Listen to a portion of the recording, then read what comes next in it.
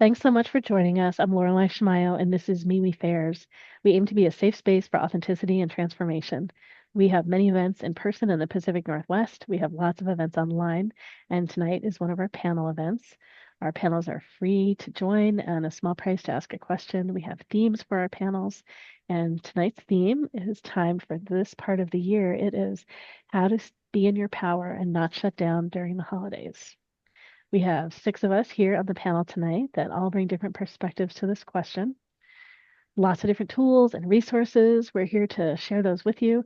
And we also are excited to be answering your questions. Your questions might be about the theme, they might be about something else, and we're happy to bring our resources to answer whatever it is that you want to know. If you have general questions about the theme, we're happy to answer those for free. And then the specific personal questions where we'd be giving you support, those are the ones that have a small price, 20 to 28 sliding scale or $12 for BIPOC folks. It's free to be here and listen to everything and free to ask some general questions. We're going to go through and have everyone introduce themselves, and you've each got about 2-3 minutes each to tell us about who you are, what resources you bring to this topic, if you want to share about that. We are going to go through and talk about the topic in more detail afterwards, so make choices what you want to include when, just who you are, what you share. You can share about all the things you do and the things specifically that you bring more towards this topic. It's great. All right, so we'll go in a similar order that we did before. I think we'll have Kim, Jenny, Alina, Lincoln, and then Shannon. All right, great. Go ahead. Hi, I'm Kim Holman. I've been a body worker for 31 years and realized the importance of helping the empaths. I seem to attract empaths a lot, and they just have such a difficult time understanding what's theirs, what somebody else's, and what to do with other people's energy. So I have an empath program, boundaries, and reparenting programs to help people have their sovereign self and do their inner work and healing. Um, so this is a great topic because so many empaths have ended up being codependent because they don't know these skills to have boundaries and speak up for themselves. And that's so important in staying in your power, especially in the holidays, but every day. Great. All right. Thanks so much, Kim. Jenny's next. Hello, everyone. I'm Jenny Capella with Miracles with Jenny.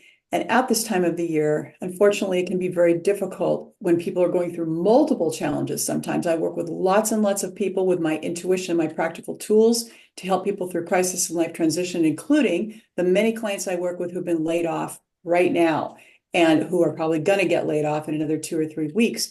And there's the difference between going through that and having help and trying to white knuckle it, and just I'll brace myself, I'll do it. It's kind of like our culture here is so geared towards that. The positive side of it is that strong independence, but we've lost a lot of sense of community. And that's really key. And there's a way to be connected with community, but still maintain yourself, maintain who you are and what's meaningful to you. And I really love helping people navigate those kind of choices, especially, as I mentioned, when they're going through multiple transitions at the same time, laid off. Perhaps they're going through helping their elder parent get care and they don't know what to do about that. And it can be extremely overwhelming. This topic is really timely, and I know that Laureli and all of us are really eager to serve you and what it is that you need most tonight. Thanks for being here. Thanks so much, Jenny. Next, we hear from Alina. My name is Alina, and I am currently known as Subtle Matters. What I started with was Down to Earth Crystal Healer. In the best traditions of Mercury retrograde, I am going back to where I started with crystals. I just recently re-watched a lot of the crystal healing courses videos that I have access to, and found a layout that can be used for ending energetic overwhelm with crystals. I used it on myself, and I know how it works and whether it works or not. It did. It's been 5 years, but I still remember the effects of it. And that's kind of what I'm bringing to the table today. Yes, I do a whole lot of different other things, but like I said, Mercury is retrograde. I'm going back to the basics, and I honestly can't wait to talk crystals again because this is where I started and this is my alma mater. So ask away. Thank you. Thank you so much, Alina. And next, we hear from Lincoln. I'm primarily a psychotherapist. That's how I work with people. I am pretty much uh, I work with people individually and usually on their what you might call shadow issues. And I'm also a physicist, but I do that in a solitary capacity. And I'm sort of a business analyst because sometimes I work with high functioning people, and their problems tend to center around their environment. And I also work with some, what you might call crazy people, or people who have trouble just maintaining relationship with the world. So I guess you could call me a grounded individual. And as a grounded individual, I'm always sort of trying to jump out of normal, altered states, hypnotherapy, and dream work. So that's my universe. Great. Thank you so much, Lincoln. And Lincoln is joining us from the north. Northwest. Well, north of where Where you are. many of us are located in the US. All right, great. And Shannon is next. Hey there, I'm Shannon. My pronouns are they, them. I'm an ancestral healing practitioner. That's kind of like my biggest passion at the moment. I just think that that's super important. Like basically, like if you have, unwellness in your lineages, that can be passed down and affect our lives here as living humans in these bodies. I also do intuitive readings, and in the past, I've worked as a massage therapist and biodynamic cranial sacral therapist. So yeah, very like much body oriented as well as spiritual oriented. I'm super excited to be at this discussion tonight. Like my take on it is that it's kind of like a combination of boundaries with other people, plus being really in tune with yourself and knowing what you need in any moment, and listening to your own body and feeling what's coming up for you and trying to honor that the best we can in these situations. And that's all of that's something I've had a lot of practice with in my own personal healing and personal growth journey. So yeah, I'm very passionate about that as well. And I try to bring like, like resourcing and titrating into sessions with people as well, so that the spiritual work doesn't feel overwhelming. And I feel like that really, like all of it just applies to our relationships with living humans as well. So yeah, it all kind of blends together. Great. Thank you so much. I'm Laureli Shimayo. In addition to running the panel, I do intuitive eye reading, body psychology, and one place I apply that is matchmaking. Yeah, so typically I think of during the holidays that we go to see our family of origin, but actually just being with our current family, our current relationships, and whoever that is, we spend so much more time with them. So all different kinds of things can come up. I use my intuitive eye reading tools to help you understand you and to help any other people that you're around, who you are, what you're about, how to understand why you do what you do, why they do what they do, how to not take things personally, and how to make great choices for what you do, how you do it, who you do it with. The body psychology tools that I use are helpful to help you realize when you're not in your best place, when you are more defensive or triggered or not grounded, or any of those things, and then utilize these tools to help get yourself back to presence, get yourself back to you, be able to feel your feelings and connect more authentically as you with other people, and help create the context for a better relationship, better experience. Just all kinds of different tools I'm looking forward to bring today. I usually using my eye reading tools in these events, and I do use more of my body psychology tonight as my guest, and we will find out as the evening unwinds.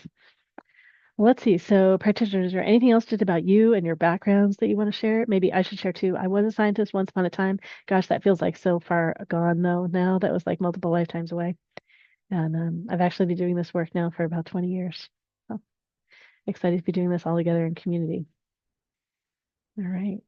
Well, let's just start jumping in and talking about this theme. So the theme, right? There are two parts of this really, how to be in your power and not shut down during the holidays.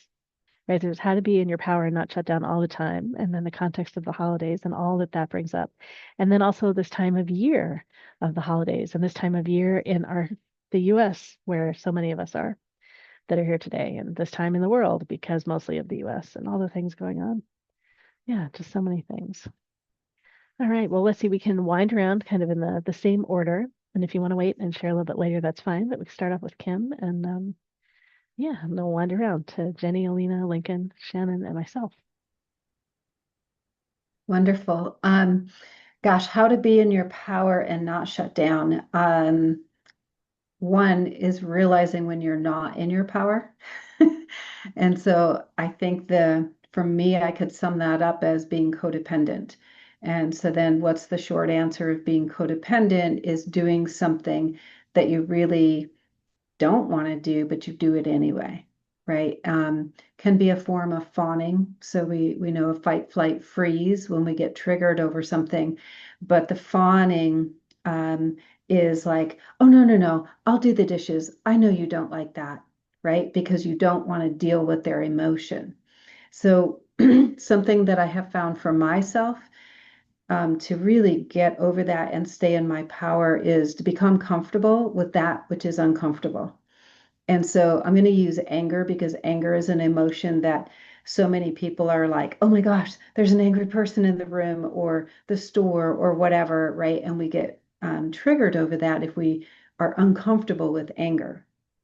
It took me, I'm going to say, probably 3 years of doing different processes to become really comfortable with um, my own anger and how to appropriately express it. And just the simple acknowledgement of it is like, I'm mad. That makes me mad. That's a simplistic, as simple as it gets, is acknowledging it and it diffuses it. So whereas when someone used to walk in the room and be angry, and I would go into trigger, which I'm a professional freezer, right? I'm coming out of my freeze. Then I would freeze and like fawn to keep everything and everybody okay. Now that I'm very comfortable with anger, they can walk in and I can go, okay, everybody in the room's good. I'm safe. They're safe. They're just angry. And then I start using my nonviolent communication skills. And it's like, wow, you look really angry. And I acknowledge that because it diffuses it. So, can we acknowledge this for ourselves? For almost 3 years now, I've been teaching reparenting with a co-facilitator, Meg Judge, and just acknowledging ourself and how we're feeling, what we're feeling, that we're upset, recognizing the triggers. And so in my empath course, boundaries course, all of the reparenting is really getting to know yourself. So I think being in your power is recognizing what knocks you off your game. When do you start fawning? When do you start being codependent? Great. Thanks so much, Kim. All right, Jenny. I thought about this a lot. The whole concept of expectations around the holidays, expectations on ourselves, expectations of others, expectations of people around us, on themselves. That's a lot of expectations floating around in the environmental soup, if you will, at this time of the year. And it's so important to have access to that part of you that has meaning for you, like what really matters to you. Because when we have all these expectations around us, sometimes it gets a little murky and cloudy, and we think we know what's making us happy at a given point, or we think we know what to do. Then we get there and all of a sudden we're like, wow, this dinner, I had so many expectations on it. I thought it was going to be fun. I thought it was going to be this, or to the contrary, oh my gosh, I was dreading this. I didn't want to go. And I didn't tell the truth to myself. And I didn't tell the truth about what matters to me, what's meaningful to me. And sometimes that can be very hard to get to because we have a lot of conditioning and layers on us about that. And there's a tool that I was certified in earlier this year called Compassion Keys. And it's a really potent tool of just being able to have compassion with any part of you that comes up, whether it's one or more of the child selves that we have within us, particularly when we have disappointments around the holidays, the child selves can be up. And we don't always recognize that it's a child self part of us because that was so pushed down. And we have this adult brain that's just so speaking so loudly saying, we should be a certain way. Why do I feel bad? Why can't I just be happy? What is wrong with me? And all the litany of different things that we do to judge ourselves. And so this tool, one of the things I love about it so much is that it is simply offering compassion to whatever is there, whether it's anger, rage, joy, happiness, fear, terror. And at this time of the year, depending on your childhood, depending on other parts of your life, There could be triggers that are happening in your nervous system, triggers that are so strong that you feel like, I can't control this, I can't relax, I can't be happy, or whatever those things might be. And that's when it's important to not try and go it alone. And if at all possible, get some kind of help figuring out what you need, help figuring out what's meaningful to you, what matters most. So those are my thoughts initially on this topic. Thanks so much, Jenny. And next is Alina. I just had a conversation with one of my coworkers who found out that I do crystal healing, who said, I heard there is a crystal for love.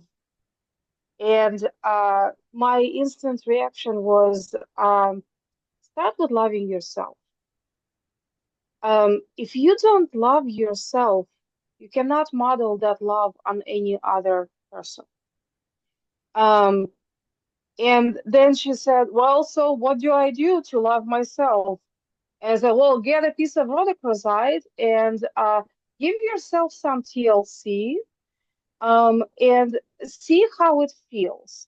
And that's how the other person will feel when you give them the same you're giving to yourself. But you start with you. Be the change you want to see in the world, literally. And this is kind of one of the things we forget around the holidays. We remember about other people. We want to get presents for those people. We want to get dinner for those. We want to go to the party with those, and we want to, right? My daughter writes the no David lists every year, and it's just a whole lot, and we don't think about ourselves. We don't think about giving ourselves what we want to give other people. And we keep chipping up and chipping up and chipping up, and before we know it, there isn't much left of us. Um, so start with self-love. Start with loving yourself.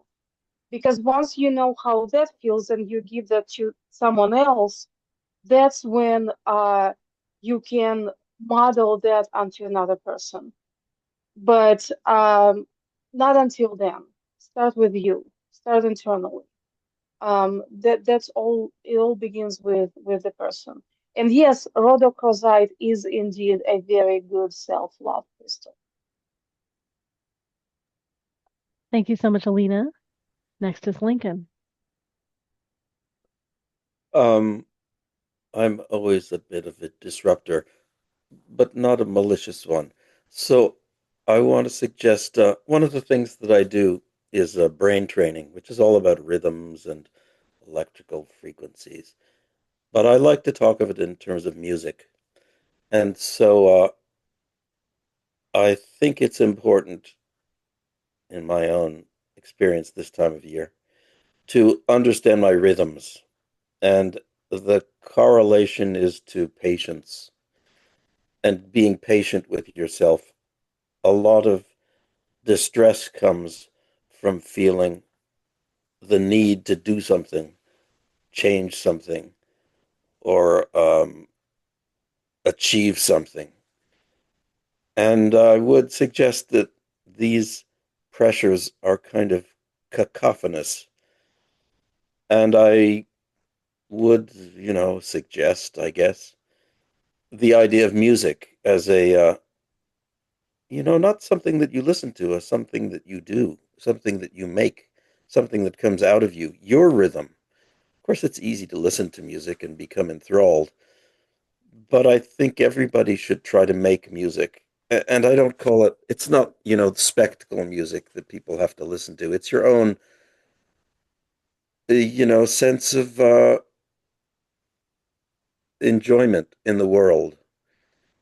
And it tends to be a very quiet music. Sometimes it's soporific and sometimes it's excited, but it's your own. And I think getting onto your own rhythm, and seasons change, rhythms change, time of day changes, and the needs of your environment cause changes.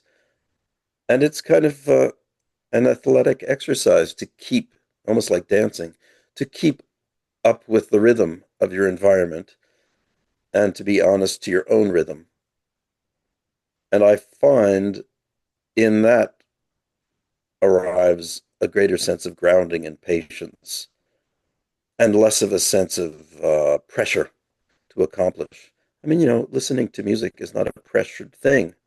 It would be hard to imagine music as an urge to achieve unless you were, had a deadline to create it.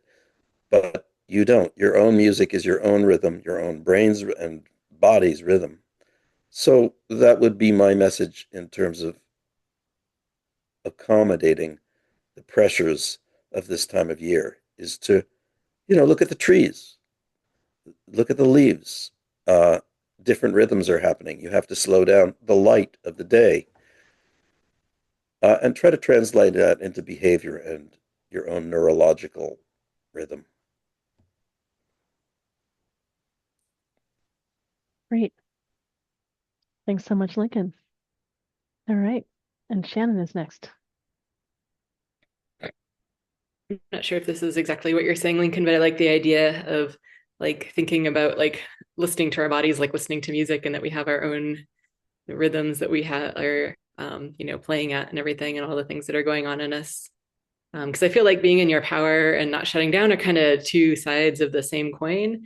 And when I think about like, shutting down, I mean, I guess there's different interpretations of that, but I'm like this interpretation that I'm thinking of now is like shutting down to the point where you don't want to be around anybody or like feeling just overwhelmed. And in my experience, like, a couple of like big contributing factors to that are like not being in touch with ourselves and like not being aware of what's going on for us. And then like you're not expressing our emotions that come up. And then also like agreeing, like a big one for me anyway, is agreeing to something that I didn't actually want to do and then feeling resentful and feeling all the emotions that come along with that.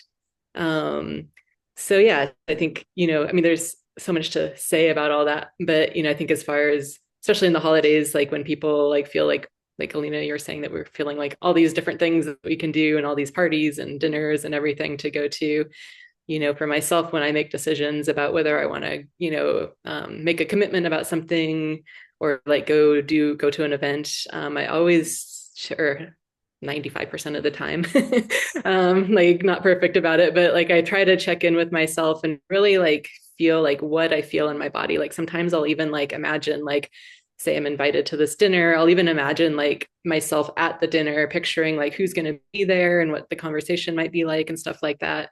Like actually really try to immerse myself in that for a couple of minutes and see how it feels in my body. And sometimes it can be like, oh, I'm a little tired, but it could be fun. Sometimes it's like, oh yeah, I'm super excited about that. And then sometimes it's just like, oh, hard no, like it feels gross in my body. Like I feel like a contraction in my chest. And like I'm just like, no, I don't want to go to that. That's not going to be nourishing and it might drain me. So, really just trying to check in with my body to see what it has to say before I commit to anything. So yeah, thank you. No, this is great. As I'm listening to all of you, I'm just like, I realize I'm starting to think about my tools, which are like more complex, and you're all talking about really important basic things, as well as the complexity that you're all bringing in, sophistication. Gosh, I know holidays were definitely a challenging time for me and my family for a variety of reasons, just like for lots of you. So when we come to this time of year, typically whatever happened for us as kids comes back to cycle. It could be that we don't realize, but we recreate the same patterns ourselves. We bring in the same expectations that our families had of us. It could be based on our eyes. We usually pick people like our family of origin. So we literally have surrounded ourselves again with people like our family and people that might like the same things. So all those things are usually the hardest to be with and the hardest to deal with. Any challenges that we do have in our current relationships typically get exaggerated when we spend more time together. The holidays are often a challenging time financially, not only because, I mean, just our whole economy right now this year, but typically people have expectations on themselves to spend more money on different things. And so finances are more stressful. Companies often are not making changes, or they're preparing to make changes and not talking about it, or sometimes they are specifically making changes, like all those different kinds of things going on right now. It's a time when people that are not in relationship and want to be in a relationship often feel more sad and feel more left out. There's so many different things that happen for people this time of year. And because there's so much more of all these things, we usually don't have our same presence and our same skillfulness And all the different things we've learned and all the different ways we've grown, they're not as easy for us to access this time when there's so much more going on. Even just all the different events we might go to, right? The ways we might pressure ourselves to socialize, or just that we want to fit so many more things in, socialize or make food or go shopping or all those kinds of things, or stress that we're not going shopping, etc. I know we are dog sitting right now, so we have we counted, we have like 28 feet in the house right now because we have so many little animals running around with all their little feet. So just all the different things that are happening. So maybe I'm going to take a moment just to bring some of the different, I'm going to share my screen and just show some of my different tools just to get an idea of some of the things that are kind of wandering around in my background. Yeah, so these are complex slides. Like I'm just going to show you little bits and pieces of things. I know some of you are going to show some slides at different points possibly too, or just show some different things on your screen. Okay, so I think you can see my screen right now. This is an overview I made at one point in terms of like bringing together lots and lots of tools for healthy communication.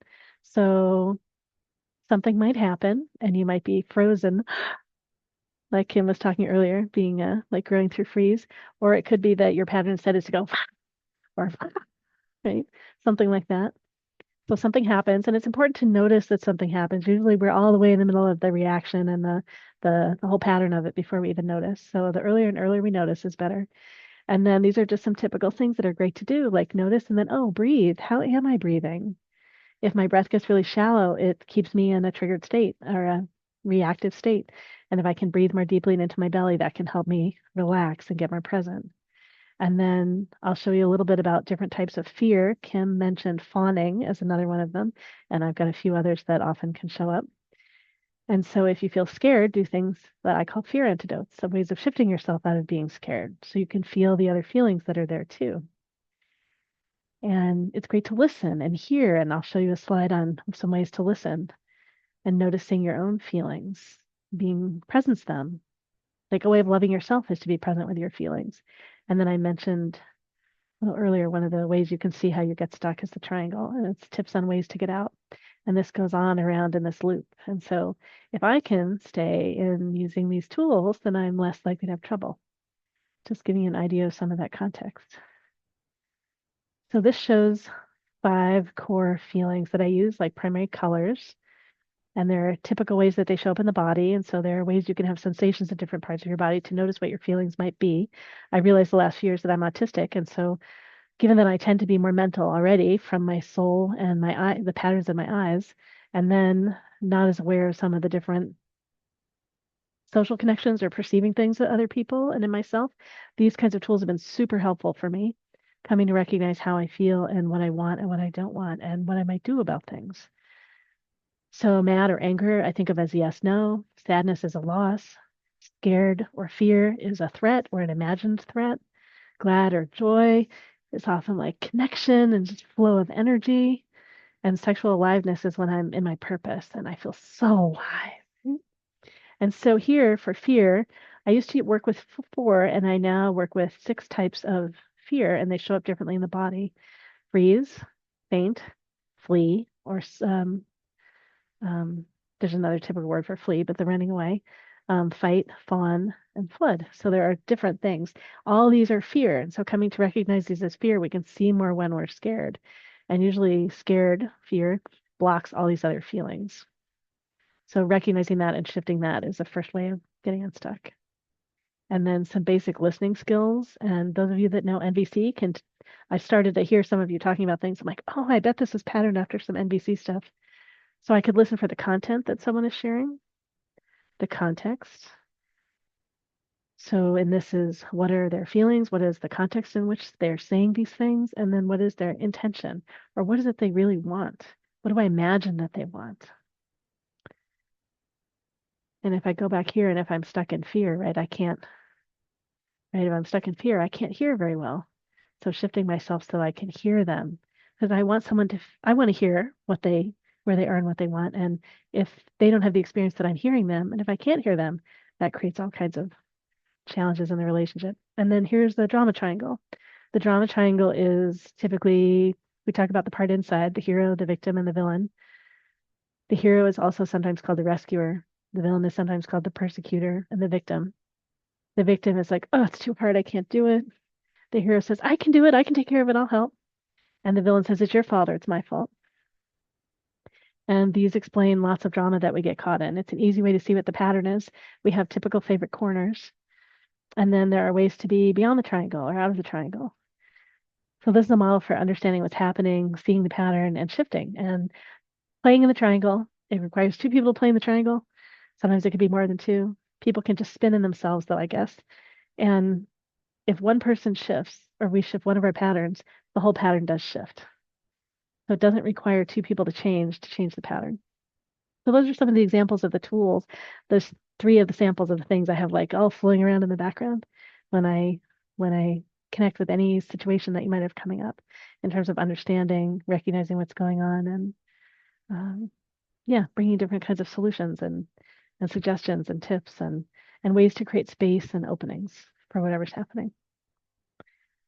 Yeah, so this is all in the context of my body psychology. We all go through all these things and can use all these things, regardless of what our soul might be.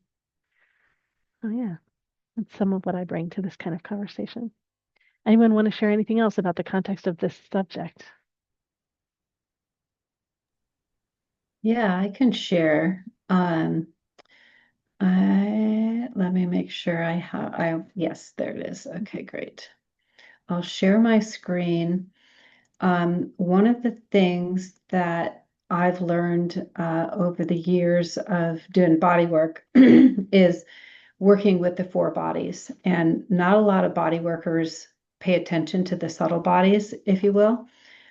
This is extremely basic, rudimentary, just to show physical body all around us, 360 degrees, the emotional body, mental body, spiritual body. And people like Barbara Brennan has identified far more energetic bodies. So this is very simplified. And if we have a trauma, like a shoulder, like a car accident, you get T-boned, these energetic shoulders can get pushed way over to the other side and get stuck.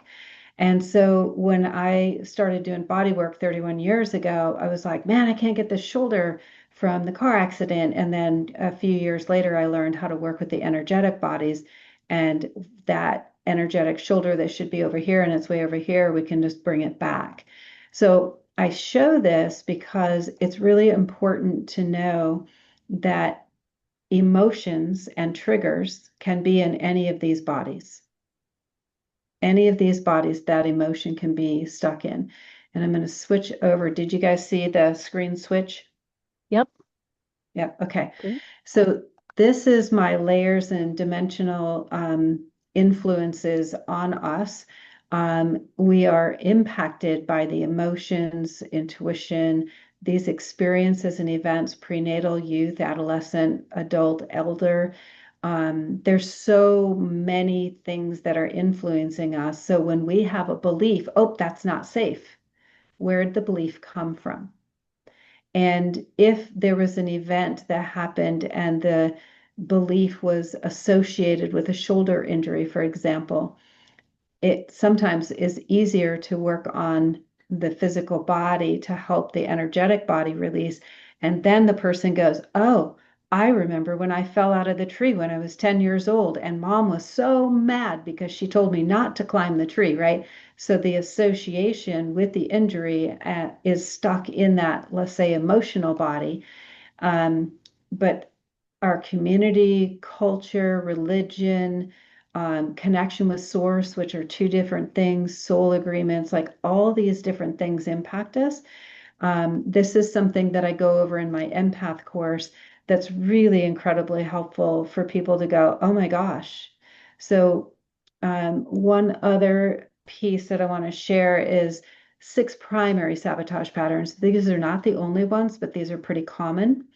I'm not good enough. I'm not worthy. I'm not capable. I'm insignificant. I'm not perfect. I don't belong. All of these, when I first saw the list, I was like, oh my gosh, I'm so messed up. I have all of them. And it took me about a year and a half of really like focusing on what I want on that bottom side of this poster. I have the 4 core choices that I try to live by. I'm living my true nature and purpose. I'm healthy and vital. I live a life I love. I'm the predominant creative force in my life. And as I've been, I for a year and a half, just like deep dove into living these 4 core choices because I wanted to just enjoy life, right? And not be constantly in my trauma. And while I was doing that, I created this balance wheel because what I realized was like I felt really out of balance. So this life balance wheel, I use it as an assessment tool. And if you rated the numbers toward the center is a 1, and then the 10 is up here, how I use it, and you can reverse it if you want. A 1 is like a pretty low score. So if I'm going to rate my physical health and fitness and it's a 4, that's pretty low. Like I could use some work in that. And mental and emotional, where do I feel I am right now in my life? Spiritual and personal growth, right? And you just go around all of this. And what I found when I had always, when I was parenting, I wanted to have some kind of way to assess, like, where am I out of balance? I just feel like I'm surviving life. And I wanted to have this. So years later, after I was done raising kids, I created it. So this year I wrote an ebook about how to use it and then get into the deeper layers of where the patterns are. Unfortunately, I do not have a balance wheel filled out on the ready for you. But if you can imagine, you fill this out, you're going to see a pattern. And what I found was that my primary core sabotage pattern is I'm not good enough. And so one time when I had a whole bunch of these different ones, and it's like, yep, not good enough, not good enough, not good enough, not good enough, not good enough. And it's like, oh, I think I should work on that not good enough pattern. And so this is an assessment tool, and I created the ebook to go with it to really help you a little bit of a deep dive. I think it'd take about an hour to actually like read it. It's just a 40-page ebook or 60-page ebook, but there's not a lot on every page. And as a special for tonight, if you email me and tell me that you were on this and would like a free copy of my ebook, then I will email that to you. So, so those are tools that I use and things that it's like always going on in my background. And what I learned over the last 6 years is like, instead of being in the victim, instead of feeling, woe is me, this happened, what do you want to create on? What do you want to create in your life? What would you like to experience next? It's helpful and it helps bring up the things. So that's how I kind of keep myself clean, is I keep having goals. And those are some ways that I deal with that. Great, thanks. Anyone else feel inspired here on the panel? Want to jump in and share something? And those of you in the audience, by the way, if you'd like to ask a question of the panel, I put the information in the chat again. It's sliding scale. If you want to ask a personal question, if you have a general question about this, about being in your power and, well, how did we phrase it? Not shut down during the holidays. We're happy to answer general questions like that for free. General questions about that. All right, yeah, who else wanted to jump in? Seemed like someone else wanted to jump in. I can share what I prepared just a few Sure. hours ago. Um, One thing that has been said probably several times today is the word overwhelm. The holidays are overwhelming. Everything is coming at you at, you know, crazy pace. And so how do you deal with that? How do you end that overwhelm? Or at least try to? I found a body layout that you can use on yourself by placing crystals strategically in certain points and just laying there for however long is comfortable for you. I did mine for I think 20 to 30 minutes. If you want to do it longer, that's not a problem. If you want to do it faster, how much time you have for yourself, that's fine. I'll show you what that is. Give me 1 second. I haven't done this very much. So, this is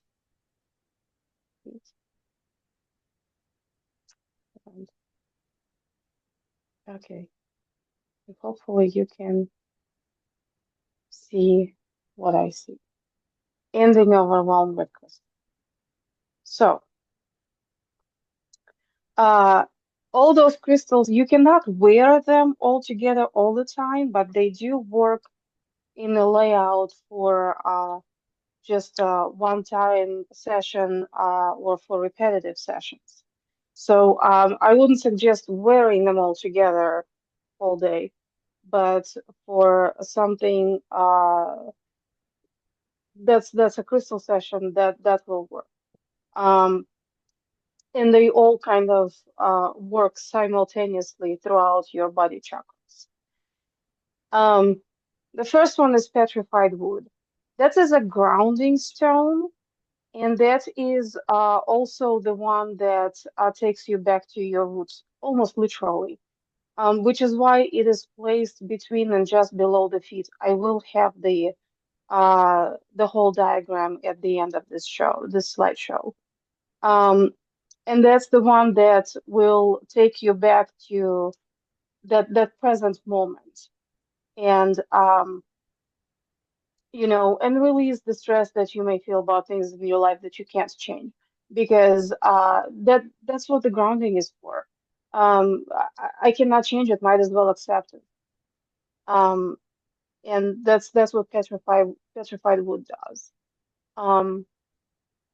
The snowflake obsidian. It's important that it's a snowflake obsidian and not any other color of it, because that is the one that has the ultimate balance of black and white, yin yang, and dark and light energies.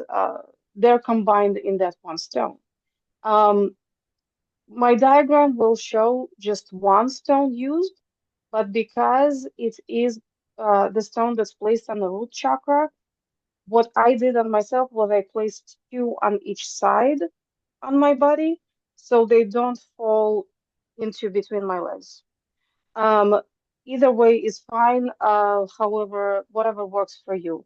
On the blankets, one should probably be enough. I used it on my pants, so I used two. And that's it's not the traditional root chakra stone, but again, for this layout, it works wonders. The moonstone, balancing cycles, of course, the moon and sacral chakra. Again, sacral chakra is where all those cycles happen. And and the emotions and all of that, the orange color, rainbow moonstone kind of counteracts the overwhelming emotions of the orange color chakra, and gives this peace and restoration to it. So kind of it's working on the opposite of the chakra. Aquamarine. You will need two because you will be holding one in each hand, and aquamarine is a wonderful stone for releasing seasickness, and that is the one that will balance you out in this layout as you're laying on the floor or the table or the bed. It's it just really helps you not feel nauseated from everything that's going on. Literally, like physically nauseated. So, and it does help you release what doesn't serve you. It's an anti-lying stone. It removes all of that yucky stuff. Angelite. It has been called angelite for a reason. It does help you connect with your guides, with your angels, your masters. And in this case, it goes on the heart chakra, exactly where the this place is. And it's because it's blue, it will give this you know calm and like worry-free feeling that pink stone just won't do in this particular place. It does get combined with another one. I'll show you in just a minute, but it's the angelite on the heart chakra. It's actually a throat and third eye chakra stone, but on the heart it just works in a very different pattern, and the vibration is different. And then it gives this balance over the fear and worry. Rose quartz, the typical one that would go on the heart chakra, actually goes just right above. That's the higher heart that's between the heart chakra and throat chakra, right above angelite. Rose quartz is called the hugging stone. That's the one that you, when you work with, you feel like you're being enveloped into this cloud of care. And I don't like wearing it all the time, but in layouts, it does wonders because it brings you to this place of like almost being in the womb. You're nurtured and you're enveloped and you're blanketed and you're tucked in and everything is just so cozy. Um, and it also will encourage you to ask for help if you have difficulty, yeah, receiving support. It will let you be like, I need help, I need assistance. You know, asking other people um for help and support. Lepidolite. Now, lepidolite contains insane amount of lithium, and lithium is the main ingredient in antidepressants. So, because of that, it's really does a lot for calming down all those crazy, overwhelming emotions that we have. I sleep with a lipidolite every night, and the dreams are the most amazing things I've ever seen.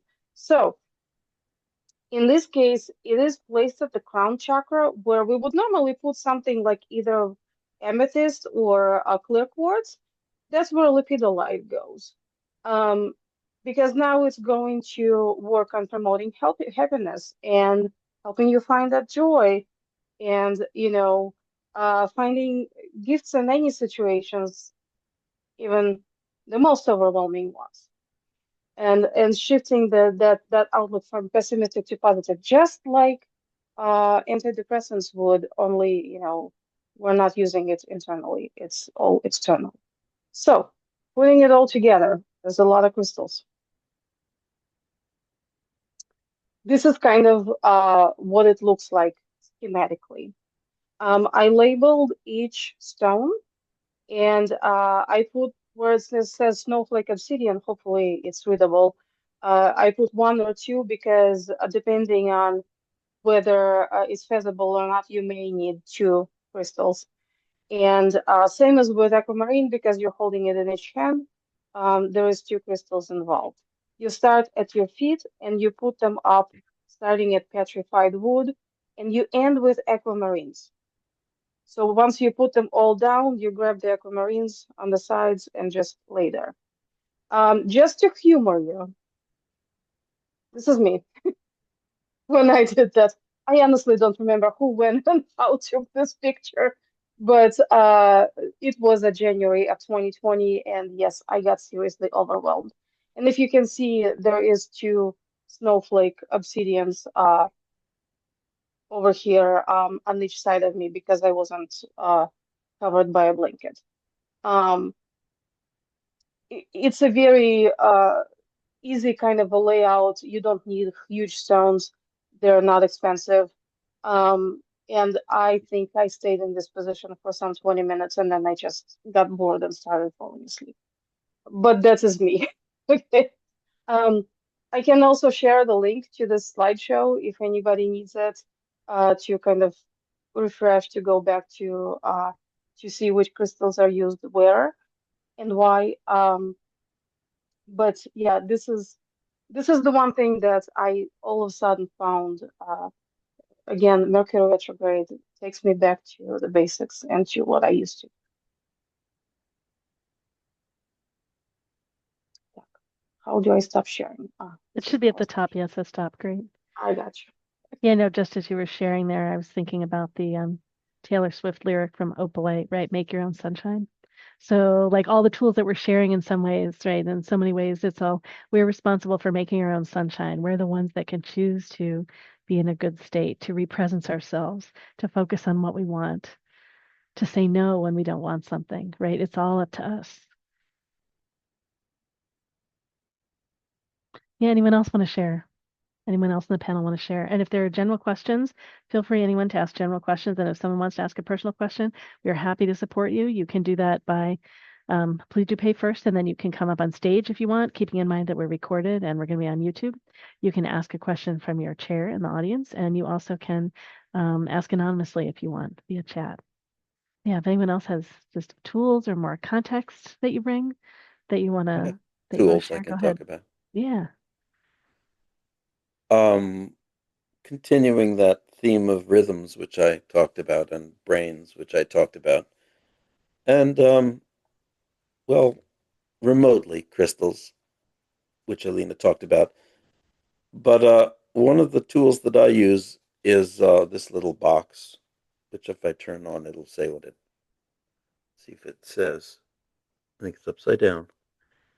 It says, oh, you can't read it, but it says Neuromist somewhere on there. And you can see the NM. And it's a very simple little device.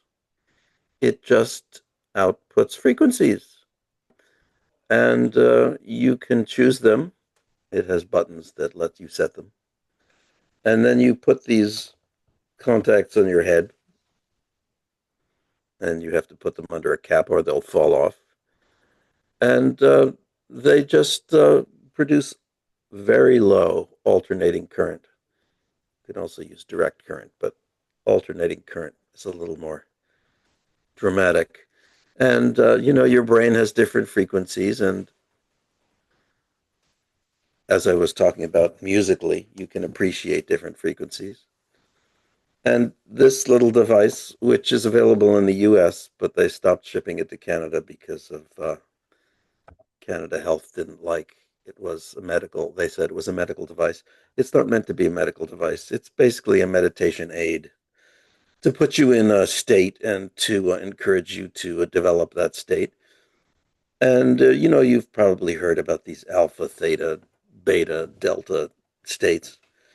And some of them are quite um, tactile almost. So low frequencies tend to be sedating, and high frequencies tend to be enervating.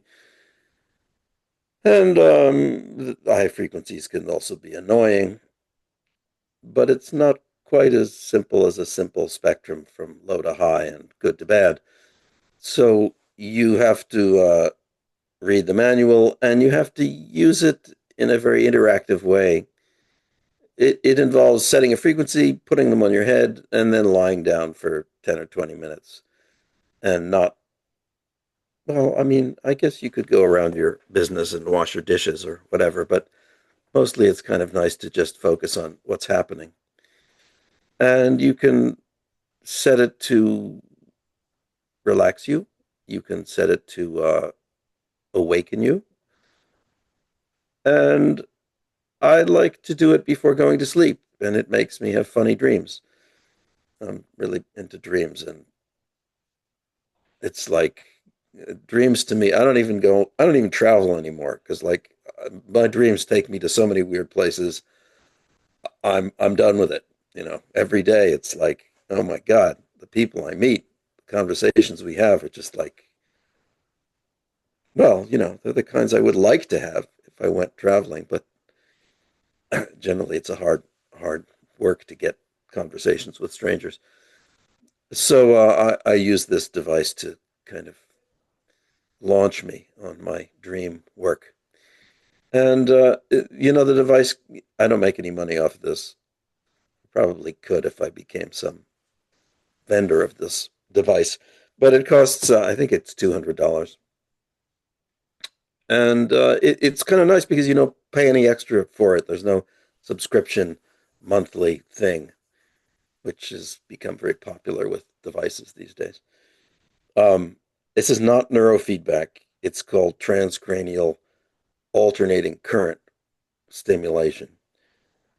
And it's kind of fun.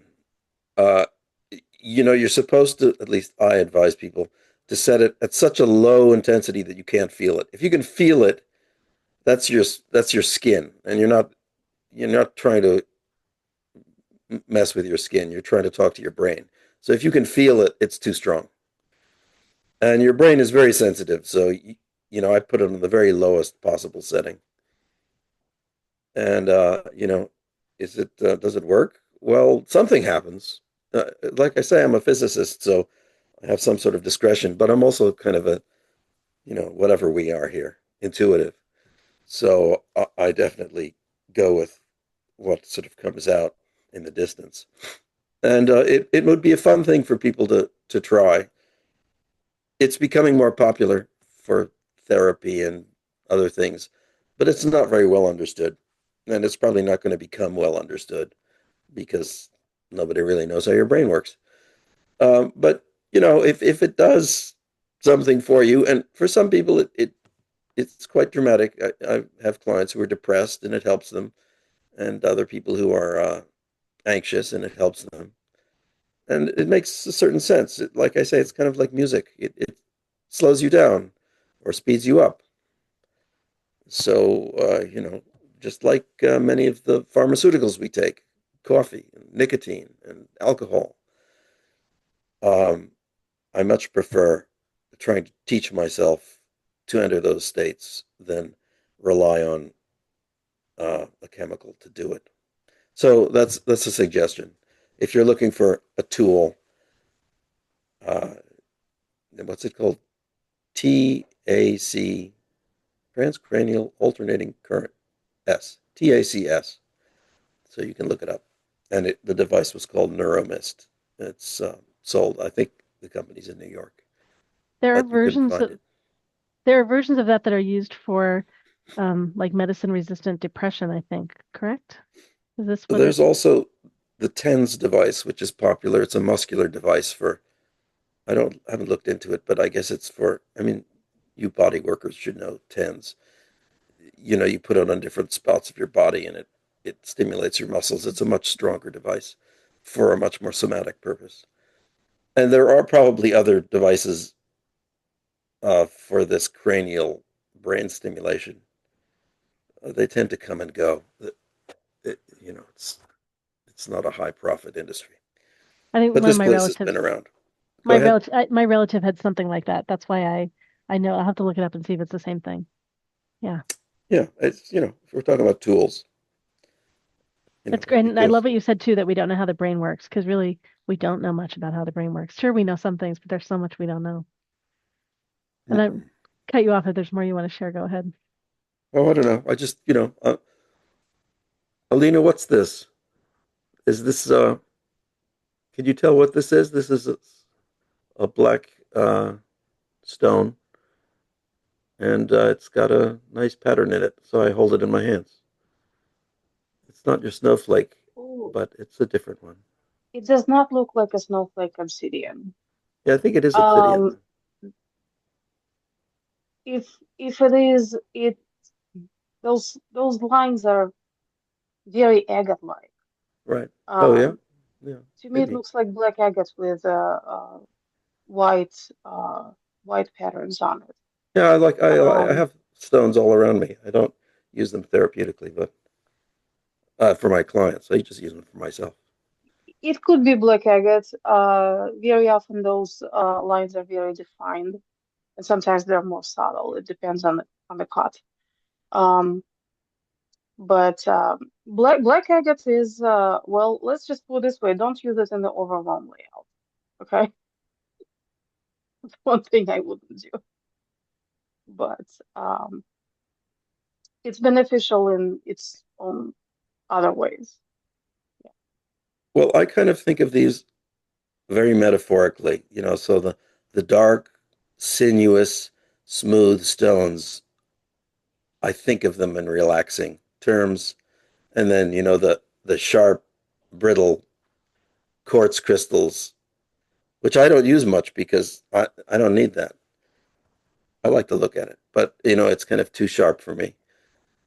It's pretty, but um, not something I Your really want to quartz hold in my crystal hands. has been made specifically, deliberately to be sharp. If Yeah, it's sure. tumbled, it won't be sharp. Right, right. Quite different. I mean, I've got various stones around. What we should get to later is tarot cards. Maybe we'll get there. Oh yeah, we totally Yet can another get there. tool. Yeah. We totally can get there. All right, I think Shannon's got something to share. And I saw there's a question too, so I can hold off till later if you want to get to that, um, or I'm happy to share now. It won't take too long. Um, should I just go ahead and share what I was going to share? Or Oh, okay, go ahead. Yeah, and I see the question in here. Okay, great. You go ahead, share what you okay, want to share, and then we'll do the question afterwards. Yeah, great. okay, cool.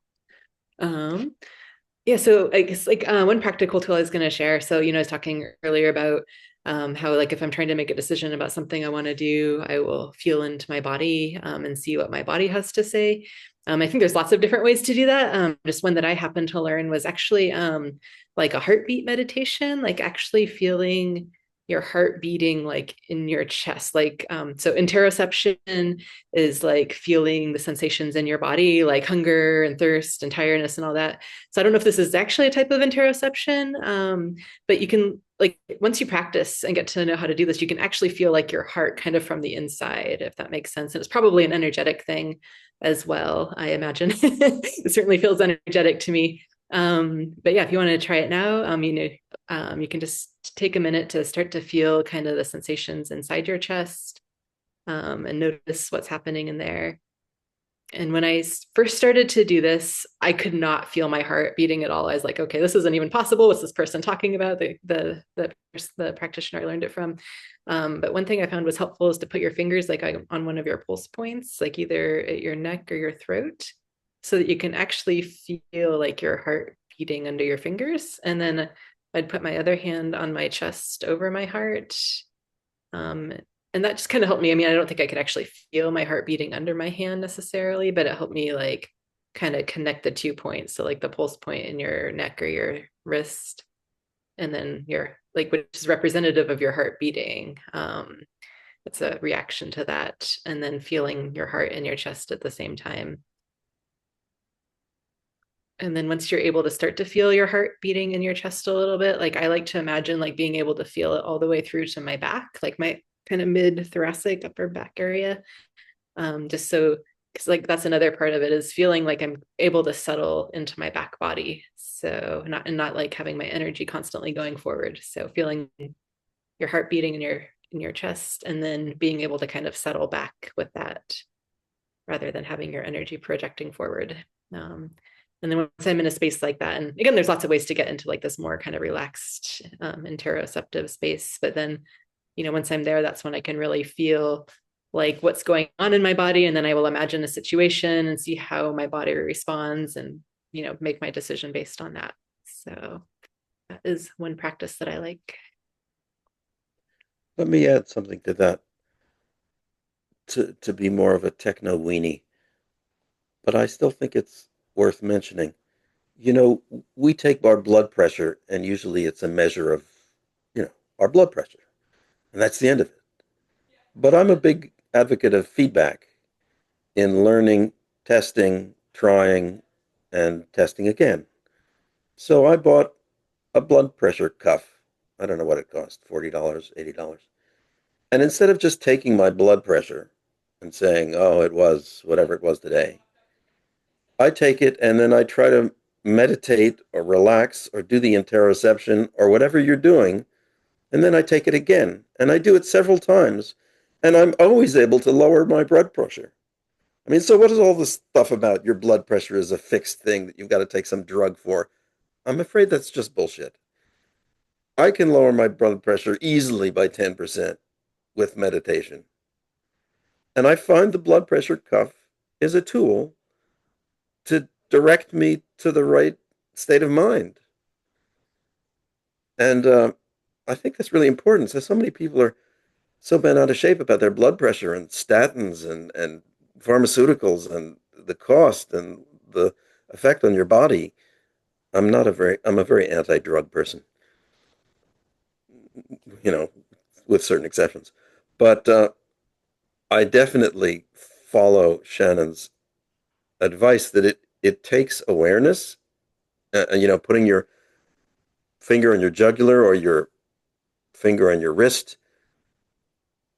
There's a lot to be learned, not just your pulse, but the whole sort of Chinese medicine uh, story of the 1,000 different pulses. Actually, there's a couple hundred of the tone of your pulse, and for the rest of us who aren't as skilled at traditional Chinese medicine and pulse reading, we can get a blood pressure cuff and get at least a second measure of our heart. In addition to our pulse, we can get our blood pressure. And obviously, you can lower your pulse just by slowing down, but I will definitely say you can lower your blood pressure as well. I'm not sure everyone can, but I can, and I don't think I'm particularly unusual. So, there's another tool for you. Very, you know, simple mechanical tool, but you use it as feedback and training, not just as a measurement. Yeah, That's I've done what something I would similar say. with the little things that you measure your heart rate with that you just clip on your finger. There's no pain or anything involved. Um, and yeah, like literally just like sitting and breathing and like kind of doing the heart meditation and feeling myself grounded and everything, my heart rate will like drop by like 10 points within like a couple of minutes. And I also sing kirtan, which is like call and response singing to the Hindu deities. So like very kind of meditative and yeah, like sort of communal relational practice, and actually singing kirtan for like a minute, even though like I'm breathing and exerting myself in a way with the singing, like that will actually like lower my heart rate too, interestingly. So Yeah, Yeah. I'm going to piggyback on that really quick. Is like that exhale. When we sing, we're exhaling, right? When we smoke cigarettes, we exhale. And there's a book called Breathe, and it talked about getting the CO2 out. So when I'm teaching, Meg and I will alternate who's talking. And so when I get done talking, then I exhale, just a nice long exhale and go all the way to the end. And that helps reset. And so that's a tool that any of these tools that I love your tool, Shannon, of thinking about going here and how does that feel in my body? And then think about going to this place and how does that feel in my body? And letting your body choose where you want to go. But if you're in the moment of being upset about something triggered, exhale. And you can do it with your eyes open. You can be standing in a group of people and you're just exhaling. I teach almost all my groundings with their eyes open. It's like we need those tools on the fly right now. So, Yeah, it's the elongated exhale that you're yeah. talking about. Yeah. I used to host heart math workshops, and so the heart math gadgets totally can recognize the patterns the same way. And yeah, I like breathe differently for 45 seconds or so, and I could totally shift my numbers. Yeah. Well, let's see. So the question that we had, I'm just going to read it. I'm imagining you want this to be anonymous. It's a more general question. I think. Did you just, if you paid for a question and you want a personal response, let me know. I think it was meant as a more general question. But so if you're intending it to be a personal question, let us know so we'll dive more deeply and answer more specifically for you. Okay, great. And it said, oh no, okay, great. Black striped agate. Okay, that was the stone that Lincoln was holding. Okay, great. I love the community resources. So the question is about grief. We have had more than one family member die in the last year. We are trying to gather some of the remaining family at my house this year and some friends who have lost loved ones. Any advice on navigating group grief around missing loved ones over a holiday meal? Yeah, lots of stuff that comes up. And yeah, go ahead. I know I have some things to share. Yeah, go ahead. Yeah. It looks like, yeah, diving in. One of the things that I've avoided successfully for 58 years of my life is grief. And it's only been in the last couple of years that I've really felt comfortable with it.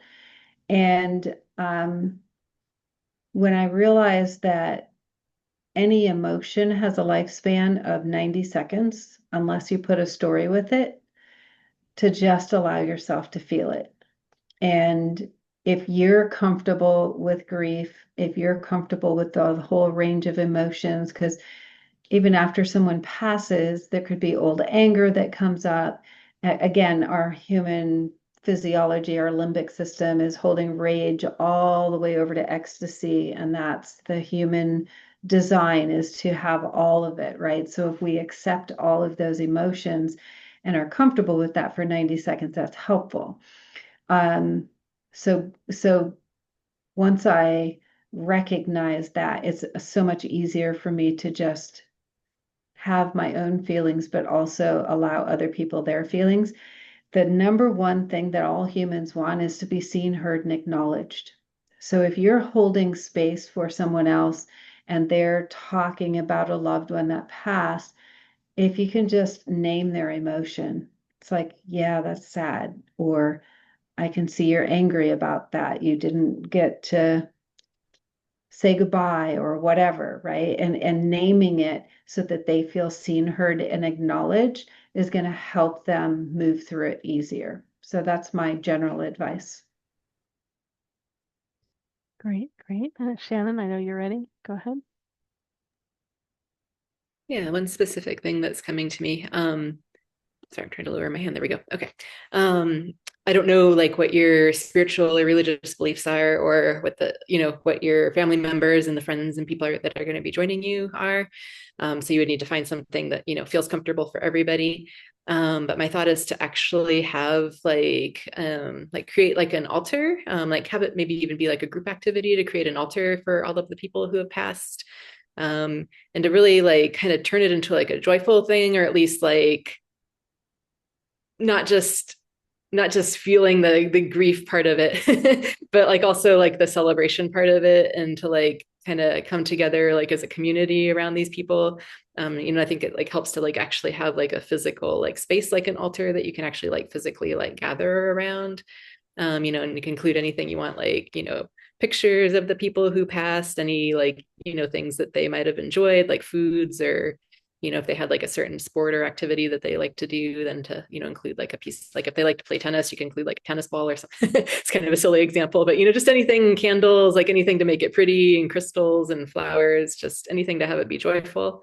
And then I imagine that could even be like a place, maybe have that, do that like at the beginning of your gathering, whether it's like, an evening or weekend or whatever it's going to be, to maybe have that be part of like the gathering, once everybody's there, but kind of towards the beginning. And then, that can be like a place that people can go to if they're starting to feel overwhelmed, if they want to add to it throughout the time that y'all are there. But just to kind of like have a way to like center it physically in this world. And to like have it be like an actual like representation of these people and the things that everybody is feeling. Yeah, that's great. Thank you. Alina and then Jenny. So if you do create some form of altar or sacred space and want to add elements to it, one crystal that's always used when it comes to grief is Apache tear. Apache tear. It's called after the tribe, Native American tribe, Apache. Apache tear has a beautiful legend to it, which I'm not sure how true it is, but it is really pretty when the Apache warriors went to war and never returned. Their wives started crying, and their tears were falling on the ground and solidifying into those semi-transparent, opaque stones. Apache tear is a form of obsidian, and that is a very powerful stone to work with when it comes to grieving.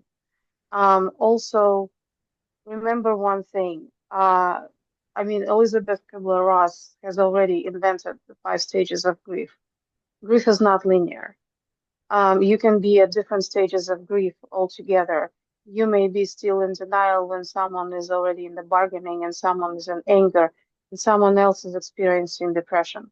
And that same person may go from depression back into anger and back into depression several times before reaching that end of depression right before the stage of acceptance. And just remember that the behavior will differ depending on not only which stage the person is at, but which point of that stage they're at. Are they closer to the next one or are they dipping into the previous one? So that's kind of one thing to keep in mind as you all go through your own grief, that it will feel and look different because you may be just in different places when it comes to experiencing grief. And just let yourselves and others get through it. Unfortunately, with grief, the only way out is through. And that is one thing that I kept reminding myself when I went through it, that you just need to get through to the other side. But otherwise, I think it might work in a group setting as long as everybody realizes that they're all at those different places when it comes to grief. Okay, great, Jenny. And I realized the person did pay for personal questions, so we can go as deep as we want. All right, great. So I think Are Jenny's you next. saying that particular question was This personal? question about grief, yeah. So go ahead and go as deep as we Okay. want on this one. Great. So what occurs to me is I just love what everybody's said so far on this topic. And the whole concept of the altar or some kind of memorial. When my mom passed away years ago, my sister and I created this amazing board with tons of pictures on it and memorabilia on the table.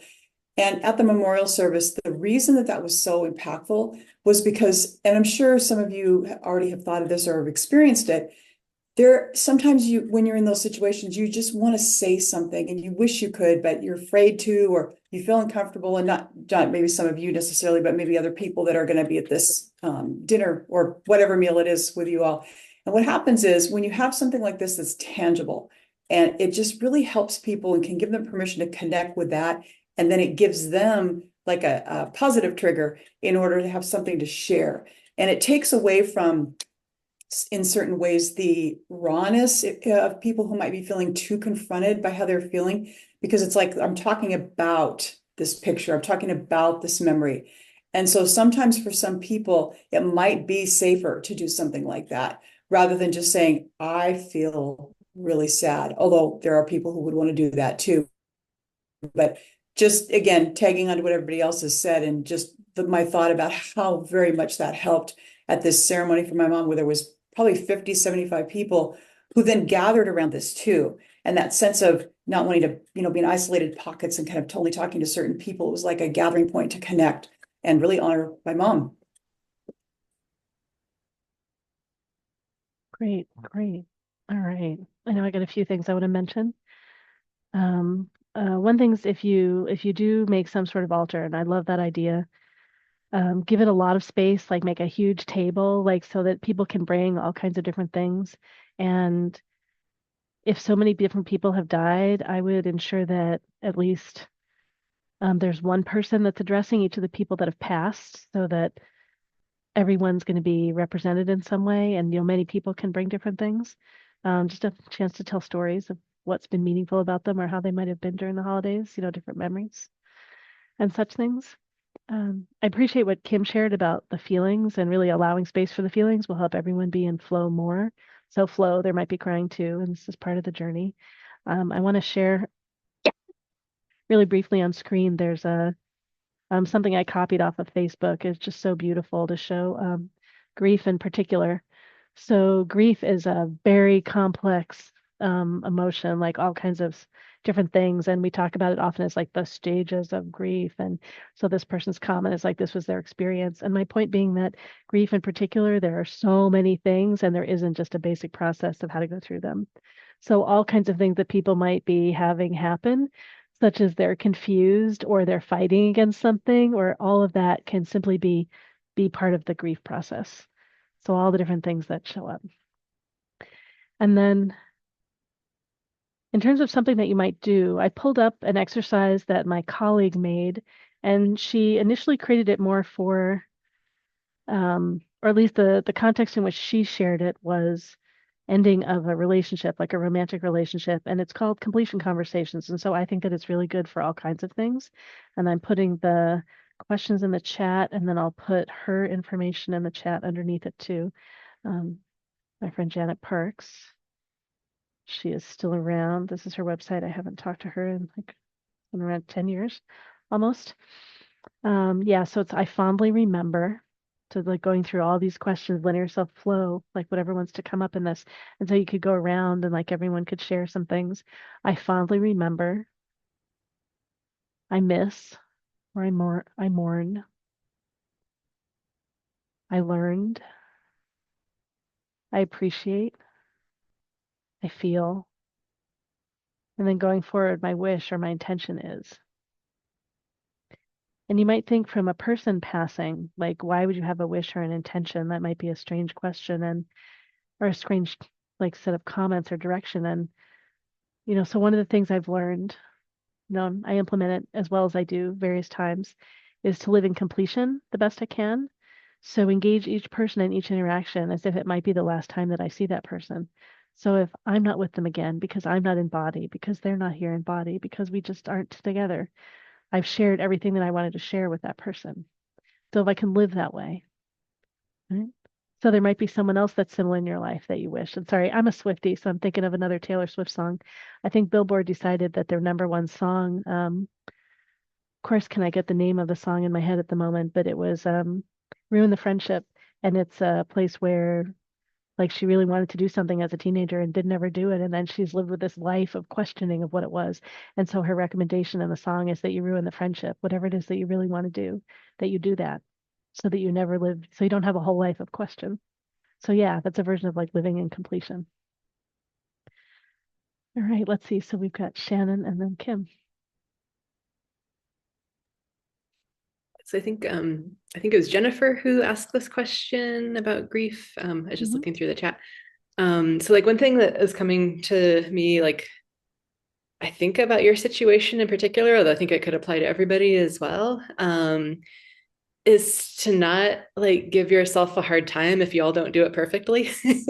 Like even if there's like, whatever happens that doesn't feel great in the moment, that, you're all are in the middle of, this grief process right now. And there's going to be time, for it to continue to happen afterwards and to continue to have relationships with one another after this holiday gathering, so yeah, I could imagine like, especially maybe with some of the things that we're all saying and like, oh, like, do I have to build the perfect altar? And what does it have to be like, like, I mean, I think it's great to be thinking about all that. And also like, yeah, just to kind of like, to give yourselves some grace around it too, because you're all going to be like in a pretty, I imagine maybe like a heightened emotional state. So yeah, just that, if something does happen that, is challenging, that yeah, there's, still space to, have that shift later on and to come back to the relationship again afterwards.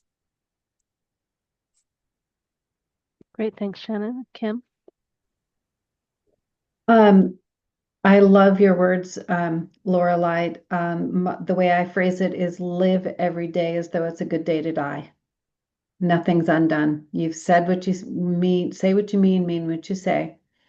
And if you love someone, tell them. So I'm getting intuitively, this whole scene came in. So the scene was a 30-something-year-old person is in such grief, they're kind of frozen and they don't know how to verbalize it.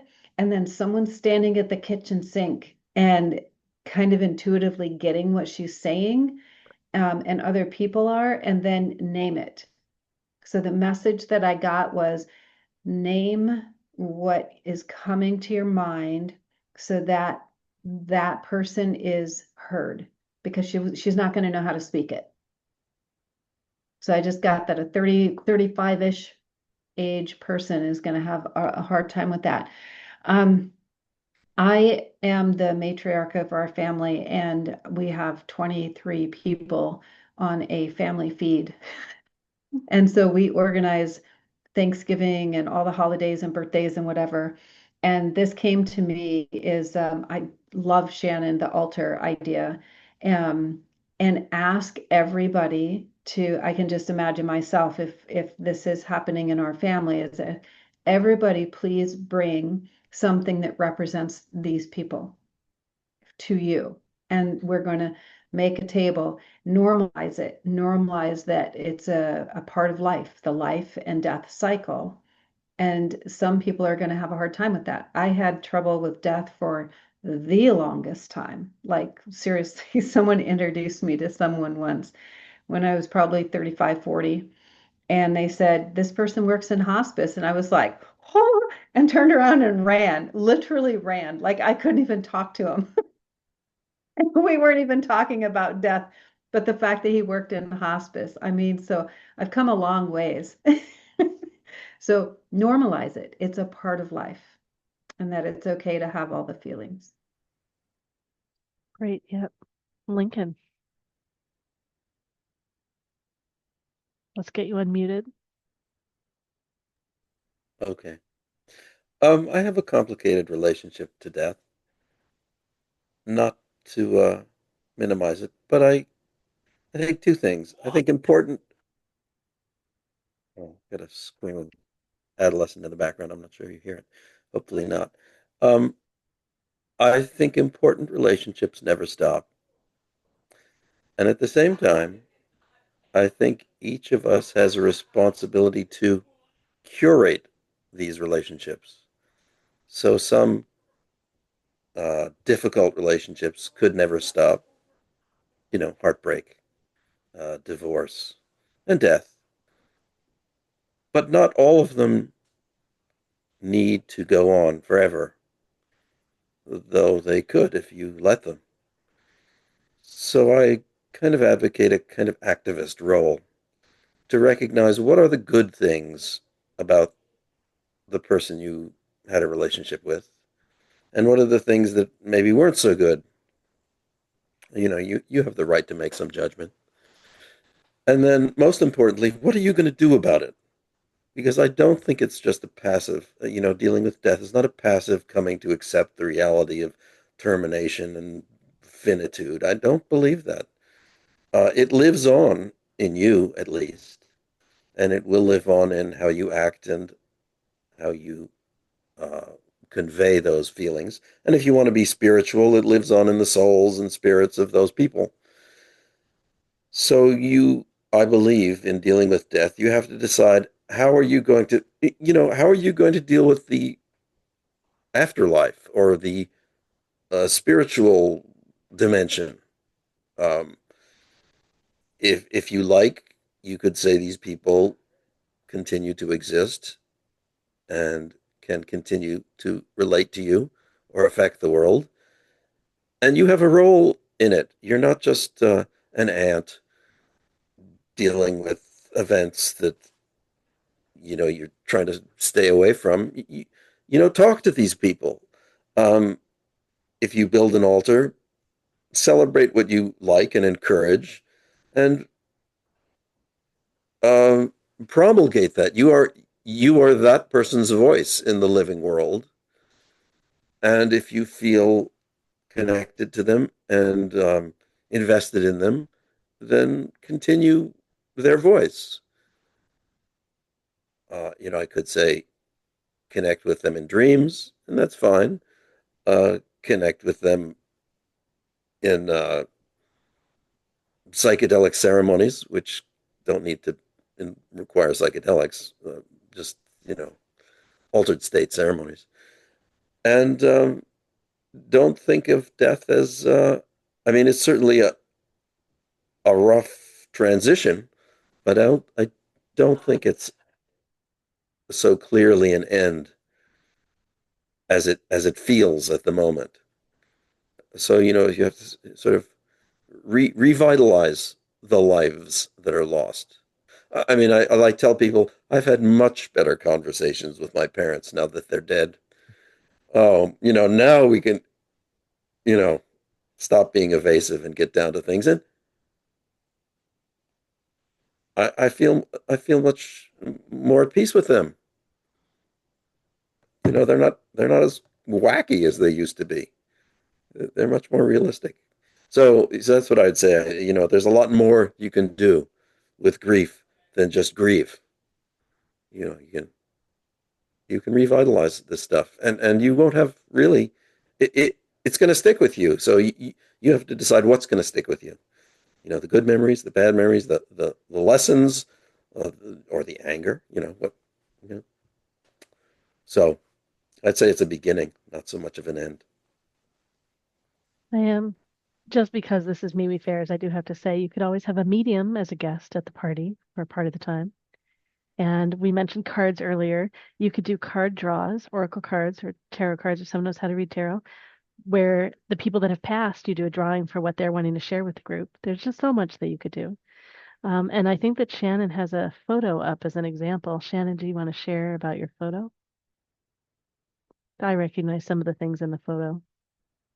Can you hear me? Sorry, I just stepped away from my Yeah, computer, but I can we still hear. can. Okay, cool. Yay, I turned myself off of mute. Excellent. Yeah, so this is a picture of it was a weekend long ancestor retreat. I just went for 1 day. And we created, it was like a group altar there, maybe like 30-ish people there, something like that. So, you know, did some ritual. And then at some point during the day, everybody was invited to bring up pictures and any memorial stuff that they wanted to put on the altar. And this is actually just a piece of like this huge table. It's like all these flowers and lanterns and everything on it. And those three people, the three women that you can kind of see sort of in the middle, they're smaller, are some of my ancestors. And it was so incredibly powerful. So part of that day was having a kirtan at the end of the day. So like maybe I mentioned earlier, if anybody's familiar, it's really joyful singing. It's a Hindu tradition, part of a yoga tradition. And so I was like, this altar was in the same room where the kirtan was, and I was sitting there, and we were singing like one of my favorite songs. I was literally able to like look into the eyes of my grandmothers there as I was singing and hearing all these people singing around me joyfully as well. And it was just like this switch flipped. Like I didn't care that there were 30 people around me or however many people were there. Like tears just started streaming down my face. And it was probably like one of the most cathartic experiences I've ever had. Like I was just sobbing for half the song and then was able to sing to my grandmothers. So yeah, so like really just whatever feels joyful to you all, like it definitely, you know, I mean, I'm sure there will be tears and, you know, sadness and all the, you know, more challenging stuff too, but any way to bring in some joy into the situation as well, which maybe I think, thinking you were talking to that a little bit as well. Yeah, to bring in some, yeah, some goodness as well. And it can be like a really powerful experience, especially encourage having pictures there, so that you can actually see the person or people. Feels like like it really feels like they're present there. So yeah. Yeah, and just like this, take photos of the altar. Oh, definitely. Yeah, especially, yeah. Because like every time I go back and look at this picture now, like it's a reminder of, you know, all the things that happened that day and how I felt and like how it shifted my life even now, like, you know, 3 or 4 weeks later. So Yeah, great, great. All right. Anything anyone else wants to share in answering that question? Go ahead, Lincoln. Yeah. Why use the electronic hand when you can just put up your real hand? Because when I have so many people, I can't see, but go ahead. Oh, okay. That's right. Okay, good answer. I have an interesting project that I'm just going to mention that you might reflect on, anyone might reflect on. And the project is connecting to my teenage life when I was a mountain climber and would do these crazy things. Often I didn't intend to do crazy things, but when you're close to doing crazy things, you often end up going over the line. So my project is to talk about people who do these high risk sports and ask them, maybe you should tell me why you do this. It was always been a question in our minds. And now that I've gotten older and I deal with people and death and all that stuff, I've kind of come back to the question. And so I'm interviewing people who are mountain climbers and backcountry skiers and base jumpers. Base jumping is how quickly can you open your parachute before you hit the ground in the next 10 seconds? It's like, okay, tell me about it. What do you get out of this? I mean, really. And I think it's interesting to think in those terms when you think about death, because there are a lot of people, I don't know what the percentage is, but in my world, they're fairly prominent, who tease death, if you will. And there is a sort of a good reason to do it. It certainly fortifies your attention and clarifies your sense of values to survive another day. Like Kim said, think of every day as the day I've survived.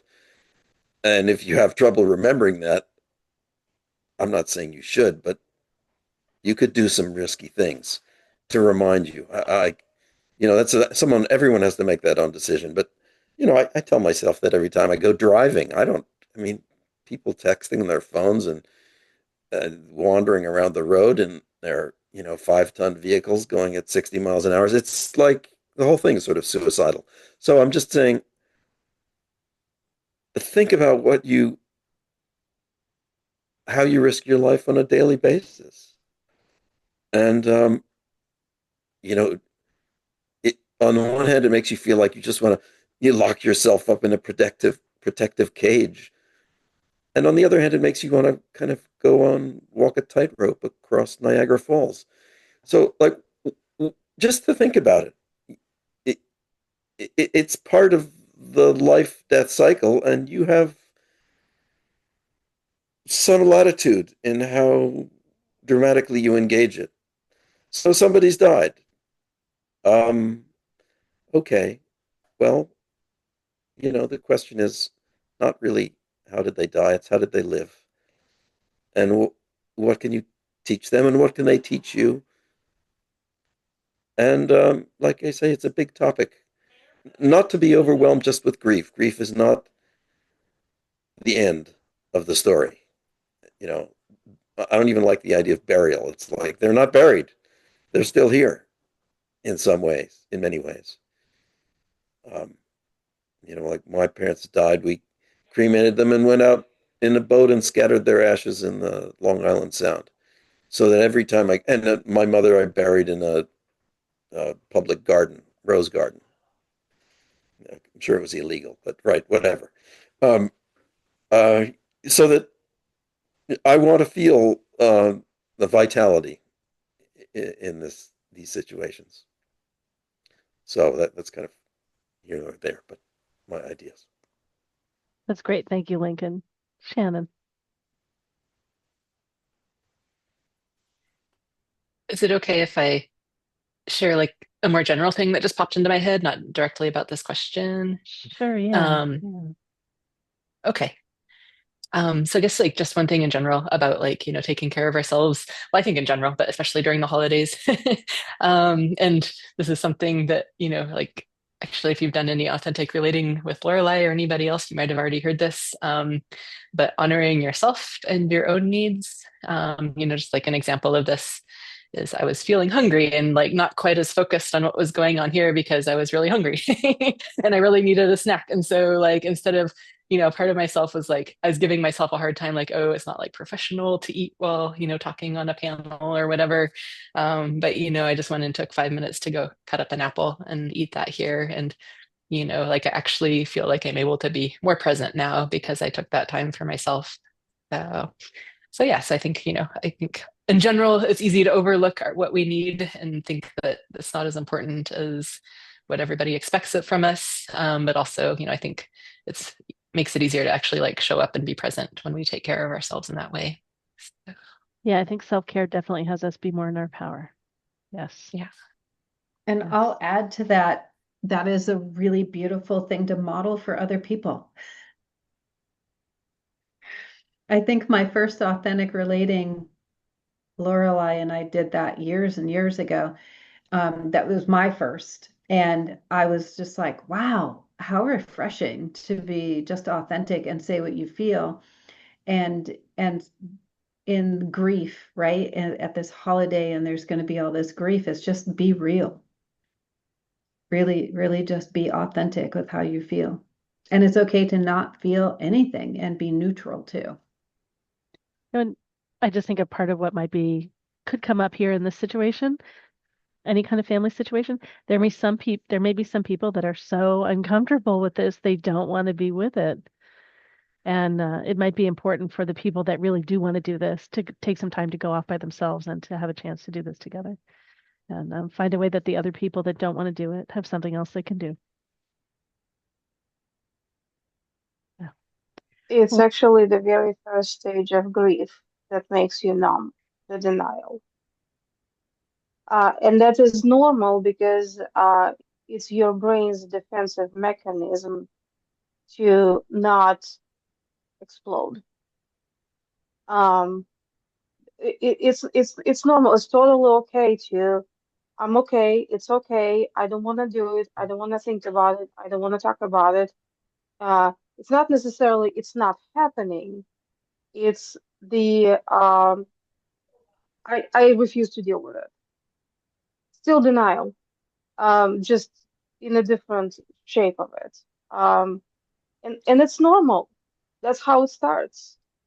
That's how your brain gets used to the idea of grief starting, you know, and going into the next stage. So that's totally okay. Let yourself do it. Just let yourself go through it, you know. It's a defense and it's a very powerful. and some people may not be as comfortable being that vulnerable and allowing all those feelings to happen around other people. All kinds of different things. Or they might do it for a little bit and then they need a break. People have all kinds of different bandwidths for being with all this and being with each other. So yeah, having as much spaciousness as you can around that will be helpful. So we mentioned your name already, so I'll go ahead and say it again, Jennifer. Is there anything else? Any other specifics around that, or is there anything you want to share? You're welcome to unmute if you want, or you can just write something in the chat.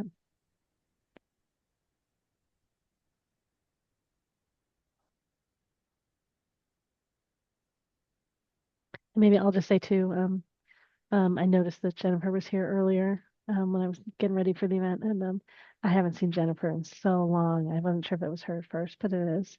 And so we know each other from many years ago. Great to have you here.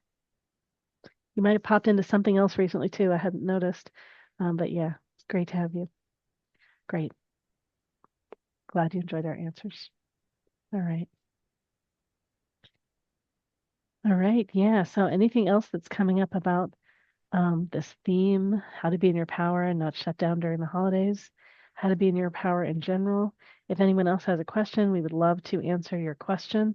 You can see how much depth and breadth we can bring to all kinds of topics. I'll put the information again in chat. And if you have paid to ask a question, please tell me so we can hop on over to your question. Go ahead, Kim.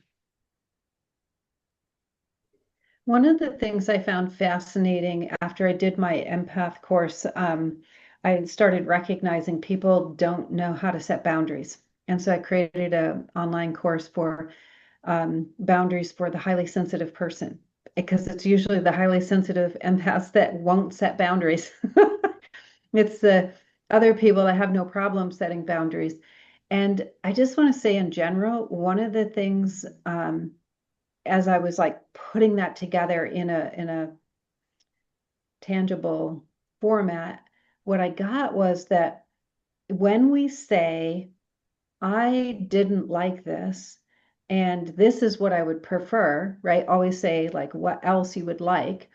They go, oh, really? Right. So I started doing it, right? Anytime you're going to teach something, you learn exponentially. And so I started learning that I was like, I had the concept, and then I started noticing it in my life. And it's like, I always thought I liked that, but I really don't. And then they're like, oh, thanks for letting me know, because I'm not attached to it either.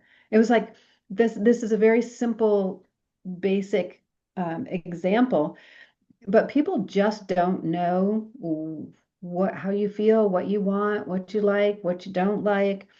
And when you give them the information and not have an attachment of how they react, it's really enlightening for everybody. And yes, there's difficult people. Not going to deny that. And some people will take that information and run with it. And you just learn who you want to hang out with and who you don't, right? But it's like a boundary doesn't have to be, it's like, hey, this is my thing, right? So in the holidays, it's like we don't want to rock the boat, but it's like, is it okay to just say how you feel about something? It's like, I don't like that. I'm not interested in that. Simple. And then turn around and walk away is like the biggest physical thing that you can do. Is like, no thanks. And you do not owe an explanation. You don't have to tell someone why you don't want to do something or be around someone. No thanks. Yep. Mhm. And just also always, if any of us have a question on the panel, we're also welcome to ask and talk about whatever topic we're curious about. And going back to the question of grief, it seems to be stronger around the holidays because that is when exactly when you miss the whatever you lost. If it's the person that you lost, that's the person that you're gonna miss around holiday season because everybody is so cheerful and jolly and giddy about everything. And now you are missing that one crucial piece of your life. Um, and it can be a person, can be an animal. I missed my cat in 2023 around Christmas. She died in June, and it's the holidays that made it really hard because I spent a lot of time with her around that time, you know.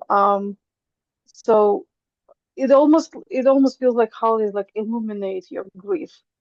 Um, Unfortunately, uh, I wish we were a little more sensitive and a little less gung ho on celebration and more on focusing on uh, just just people, and whatever they're experiencing at the time. You know, that's again, it's not much of a consolation or solution here, but this is one thing that um, almost always happens. Grief feels stronger once the holiday season begins.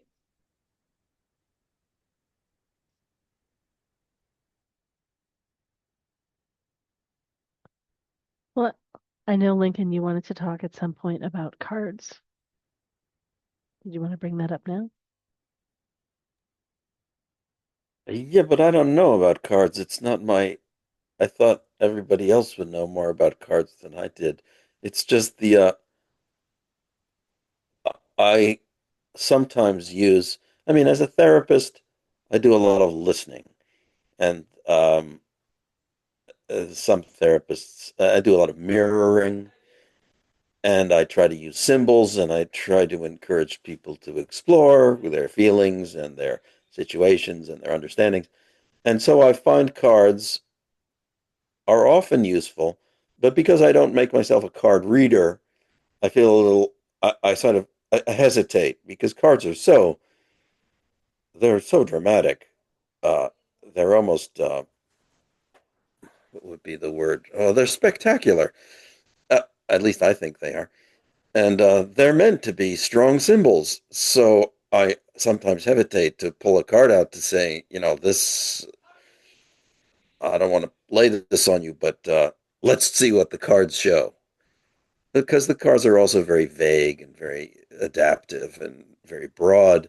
You can take them in many directions. Well, okay, so all this talk, here let's take a card here, see what comes out. Not a very scientific process, of course. Oh, well, is my favorite, right? The Hanged Man. Um, I don't know if you want to talk about the Hangman, but the Hangman is a great card because, like all cards, you can take it either way, and it means very different things. And it also doesn't mean what it appears to mean. It doesn't mean that you're executed. It means that you're, in my mind, hanging out, or you've committed to something, or you've in some way been committed to something, and you're now dealing with the consequences. At least that's the upside down version.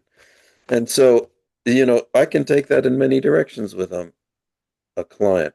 Because also, when you're dealing with a psychotherapeutic context, there's all kinds of issues. There's desire for support, there's desire for expression, there's confusion, there's encouragement. And, my specialty, which is judgment, right?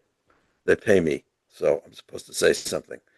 And of course, what do I know? So I always preface it with saying in it, this is going to be stupid, but that's my job to say what comes intuitively. And I don't pretend to know. It's really up to the client to know. So, when you ask me to introduce cards, the cards to me are ways to throw something important, an important symbol into the mix, and to try to see if you wouldn't add chili to waffle, but you try to add the right spice to the situation. Okay, maybe you would add chili to a waffle, but Laureli, I don't know. But you try to make the most of these things. And if they're disruptive and contradictory, all the better. So, like, okay, how can we fit this in? Reality, death. Uh, so, why don't I ask the other people here to talk about cards? Because I'm sure everyone knows more about them than I do. How about that? That was You great. That know, was lovely, Lorelai, you use them. actually. Well, I use oracle cards, but yeah, not so much tarot. But I know, like Alina, for example, other people can speak to cards more. We do have a general question in the chat too. Does anyone want to say anything else about cards at the moment? Or I think to me, cards just open up space and allow us to make more connections about things and help us explore things in directions and that we hadn't been going already, and opportunities for people to talk about things together. And yeah, it just opens things up. It's great. Like portals for insight to come in. We might come back to cards. And so the general question is, and there was a question about the question too. So, how can an empath, healer, or medium handle, how can they keep their energy high when they have special needs kids around them? And then Kim was asking, tell me more about keep their energy high. So I think we talked a little teeny bit about boundaries earlier and being discerning about what we let in and taking care of ourselves. And I mentioned the drama triangle earlier. So I think about the hero. And but yeah, I know Kim's going to have some things to say about healthy boundaries for the empath. But yeah, Alina, why don't you go ahead? Uh, I think the whole phrasing of the question of keeping energy high is self-sabotaging because you cannot keep it high all the time. Your energy will fluctuate. Um, how do you keep it steady and how do you keep it from going too high up and too far down to going, just a little bit here and there? That's a different question because um, as an empath, yeah, you might want to have certain energetic protections in place. And Lincoln just showed the black agate not long ago today. Um, you can keep a piece on you, or in form of jewelry or just in the pocket. Um, maybe not as big as Lincoln's, it's just heavy, but you know, that will keep your energy more or less shielded, but and that will make you go from up down into the that slight fluctuation. But don't try to keep your energy high all the time. You're just gonna exhaust yourself. It's it's not beneficial for you or for the children around you, especially for the children with special needs who are very, very, very sensitive to adult behaviors and adults' energy levels. You know, and if you just feel like you're emotionally going up and down a whole lot, I already mentioned lepidolite in my presentation today.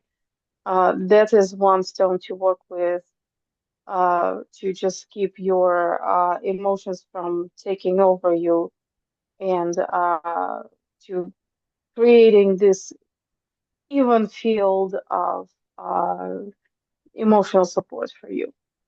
But keeping your energy high is just not it's not realistic. You need those low energy moments as well.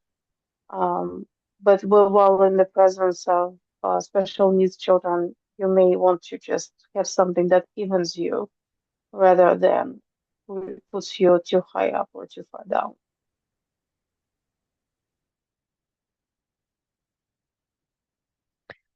Someone else wanted to jump in and share about this? I could say something. Is anybody Go ahead. dying to speak? Oh, yeah, and Alina, someone wants to know the last crystal you mentioned. Go ahead, Lincoln. On that topic, as Alina said, you know, you don't want to drive your energy in one direction any more than you want to never sleep or constantly run at a high volume. I think it's worth mentioning what I'd call an advanced spiritual goal. I say it's advanced because no one seems to want to hear about it. And that is chaos. It's my feeling that chaos is really the source of most creative insight. It's also a very difficult space to be in.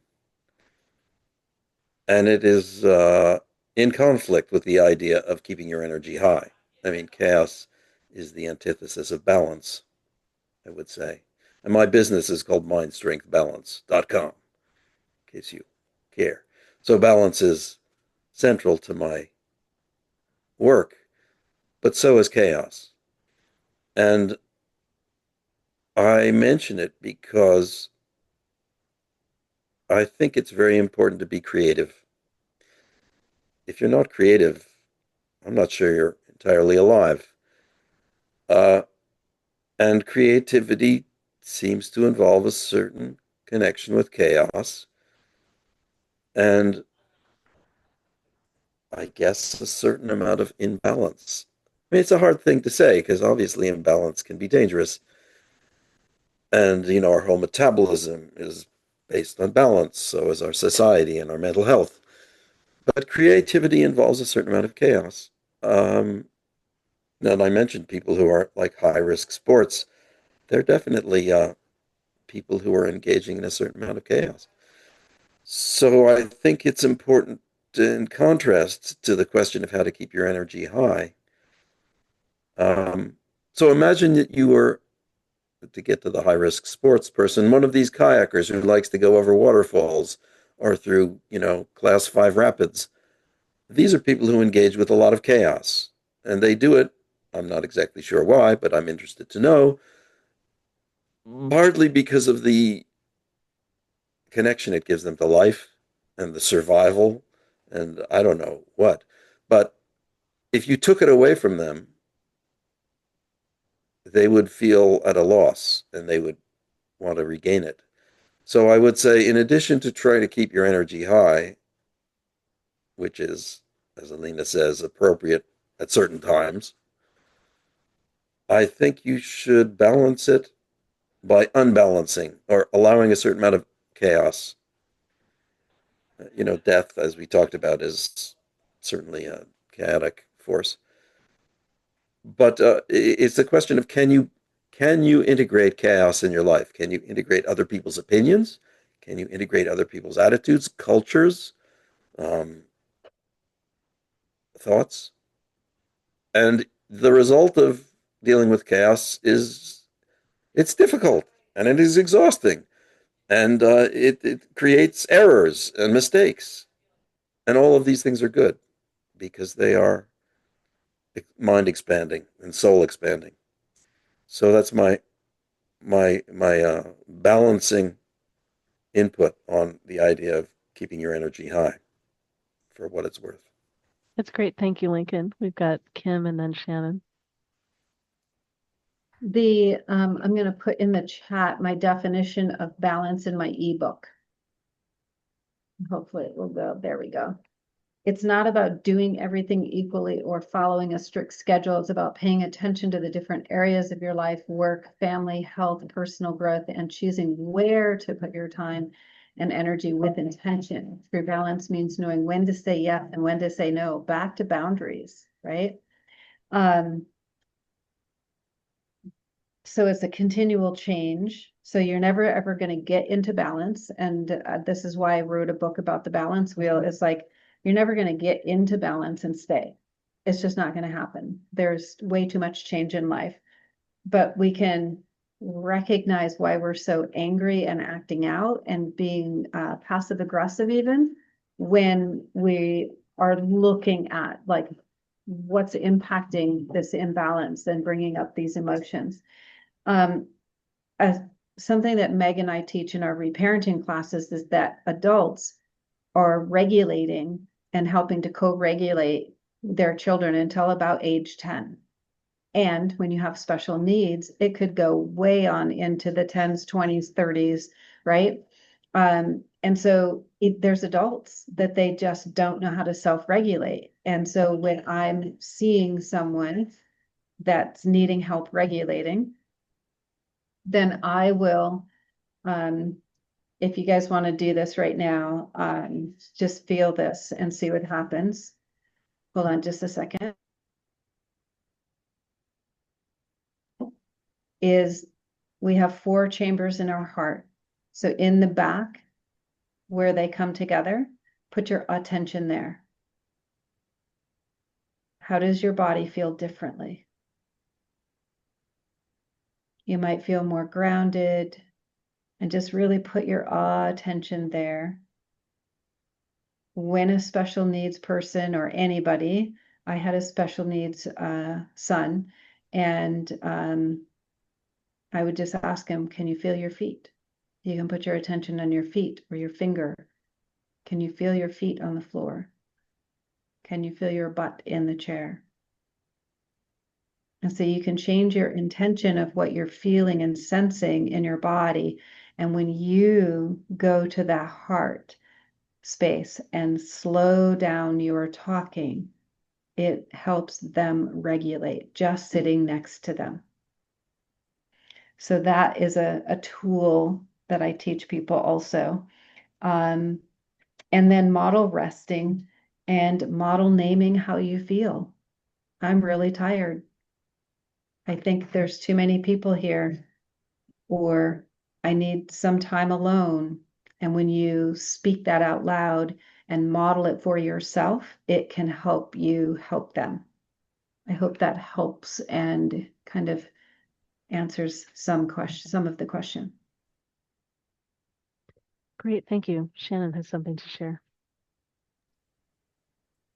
Thank you, Kim. I'm way more relaxed now, so I appreciate that. It actually is interesting, kind of like what I was like. So, full disclaimer, I don't have kids, so I can't even imagine all the complexities that come with that, especially with a high supports need kid. I do have a high support needs cat, so I can I guess I can maybe imagine like a tiny slice of that, but I'm sure nothing even remotely compared to what it's like to raise a human. But I'm just wondering if there's like, not to do this all the time, but if there are moments where it feels good to do this, to include your child or children in some activity that is, I mean, so basically just what Kim said, like to kind of like include your child in like some activity that you might be grounding for all of you, whether that's, you know, noticing body parts or singing, just anything that, you know, might be, yeah, grounding and joyful for everybody. So that, I mean, in my experience with my cat, you know, it's much easier. I feel like much more in relationship with him, and much more like it's easier for me to feel compassion when we are grounding together. You know, like if he's willing to sit on my lap and relax in that way versus like, you know, trying to give him a treat or something to distract him like that. And I mean, that's also a totally valid thing. But yeah, just in any moment where like you feel like there's a possibility that, you know, you could all be doing this together. I feel like that's like a way to, you know, in my experience, to create like, you know, more closeness and yeah, have like a group, you know, like grounding for yourself as well as for everybody else involved. Great, thank you. Maybe one of the tools I mentioned earlier, like a more subtle version of it here, is the drama triangle and the hero, or beyond the triangle is called the coach. So the hero is when we take more on than we really want to. So we're offering to hold more for the other person. And parenting is doing a whole bunch for other people. And then someone that needs more support, like choosing to do this as a parent. And so it's getting so subtly aware of when you want to, you choose to, and when you feel like you have to. And I think it's the I have to, I must, I should. That's the energy that gets more draining of a person. And so this is hard. Like the parts of me doesn't want to, and part of me really does want to. And owning like this balance and and, you know, and what do you do? And maybe it's not always the place for you to do it. Maybe it's time to ask for help for something, you know, creating teams of people that others are doing it also and not just you. Um, and I like the idea of not having a rigid schedule and like some flow and making change. And I thought I was going to do this and I really don't want to do this right now, or I'm going to do this and I'm not going to do this other thing. So choices. I think choice is the big thing that allows us to have our energy. And then I don't usually mention practitioners that aren't on the panel. This is someone that's not in the community. I know them through other work that I do. She's a doctor and she has a special needs kid. How does she describe it? It's like a very high needs kid. She has images on Facebook all the time, so I just put a link to her Facebook page. And then she's got lots of resources, and I'm putting something in here that I think is different than what you offer, Kim. We had someone else trying to join us here. It's a what is this called? A trigger mapping worksheet. So this could be used in anything that's challenging in our life, something like this. But so getting a sense of what are all the things that leads to the kid's meltdowns or leads to the kid needing so much more. And so getting a sense of what that is and the kid's experience and the environment, you know, in our environment that makes it harder for us to show up for something.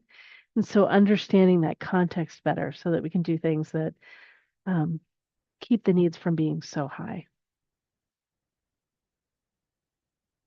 So that's something I bring towards that. And maybe I want to link back to the sheet that you had, Kim, that listed maybe 5 or 6 like Yeah. expectations, and one of them was perfection.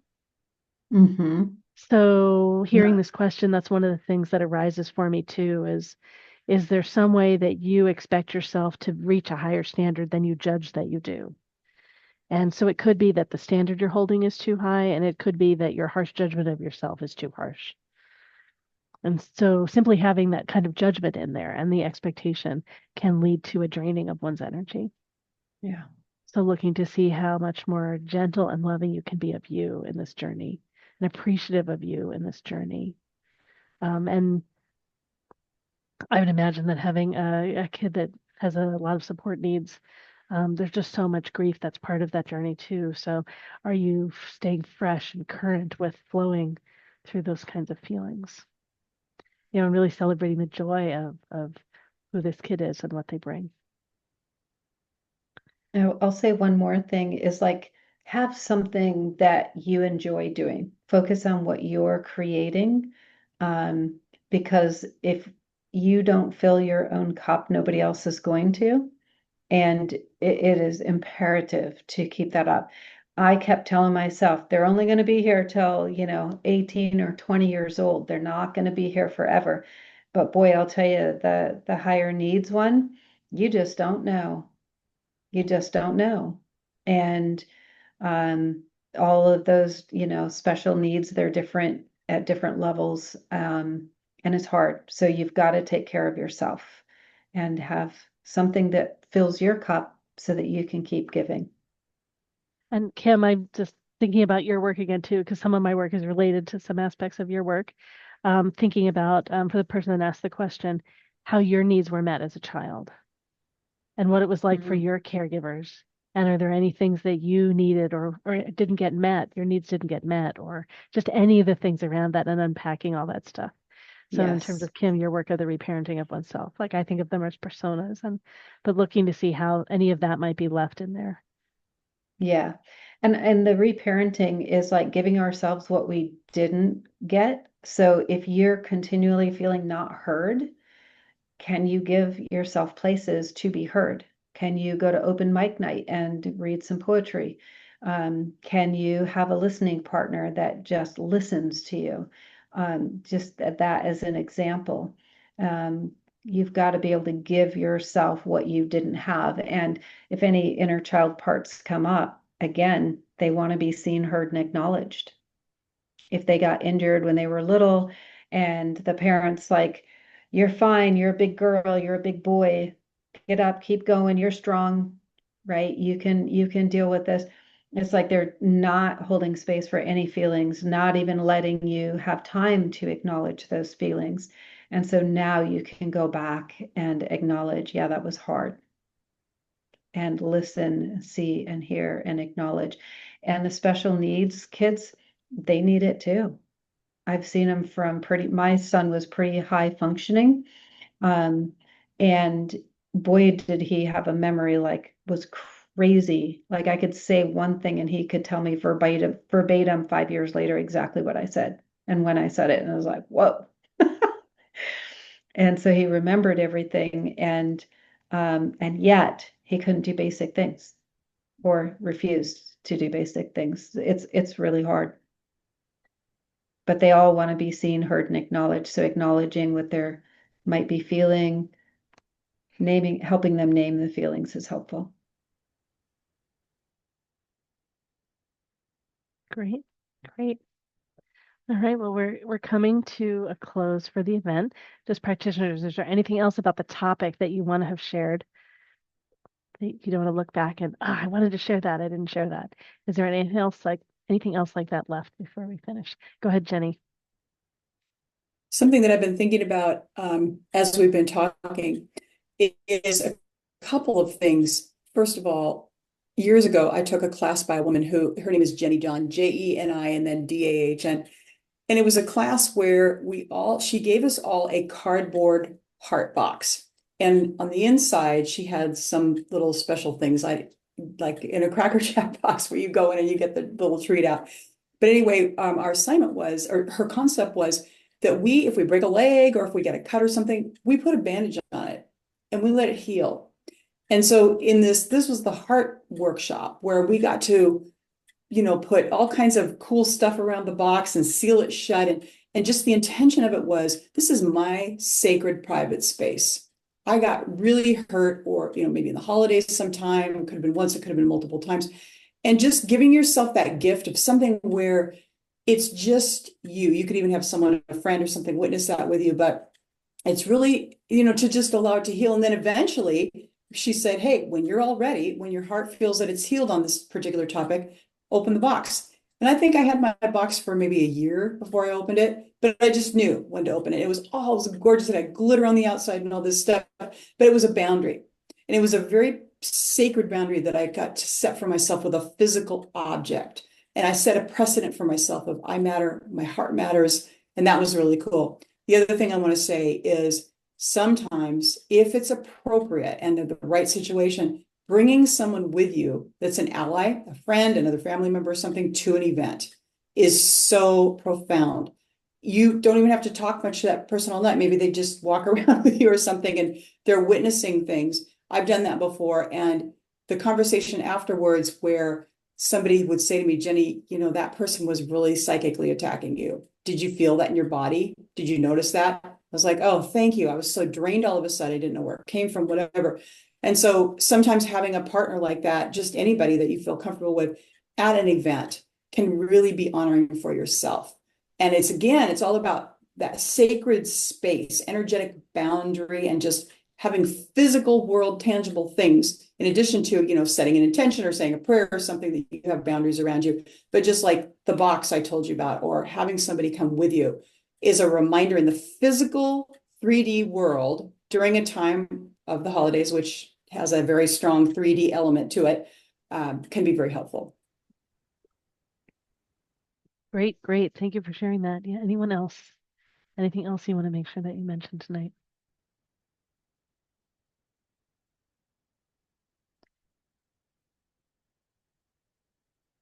All right, great. Great. All right, well, let's go through and let's do our outros. So share again who you are, what you do, how people can reach you, if you have a special, and I will go ahead and put all of the notes about us in the chat as well. So we'll go in the same order. So I think it was Kim, Jenny, Alina, Lincoln, and Shannon. Go ahead, Kim. Great. Okay, Control C. There we go. Okay. So I'm Kim Holman. I am a body worker for 31 years, and I help the empaths have boundaries and reparent, and help our bodies feel better in all these ways. And I'm going to put some information in the chat.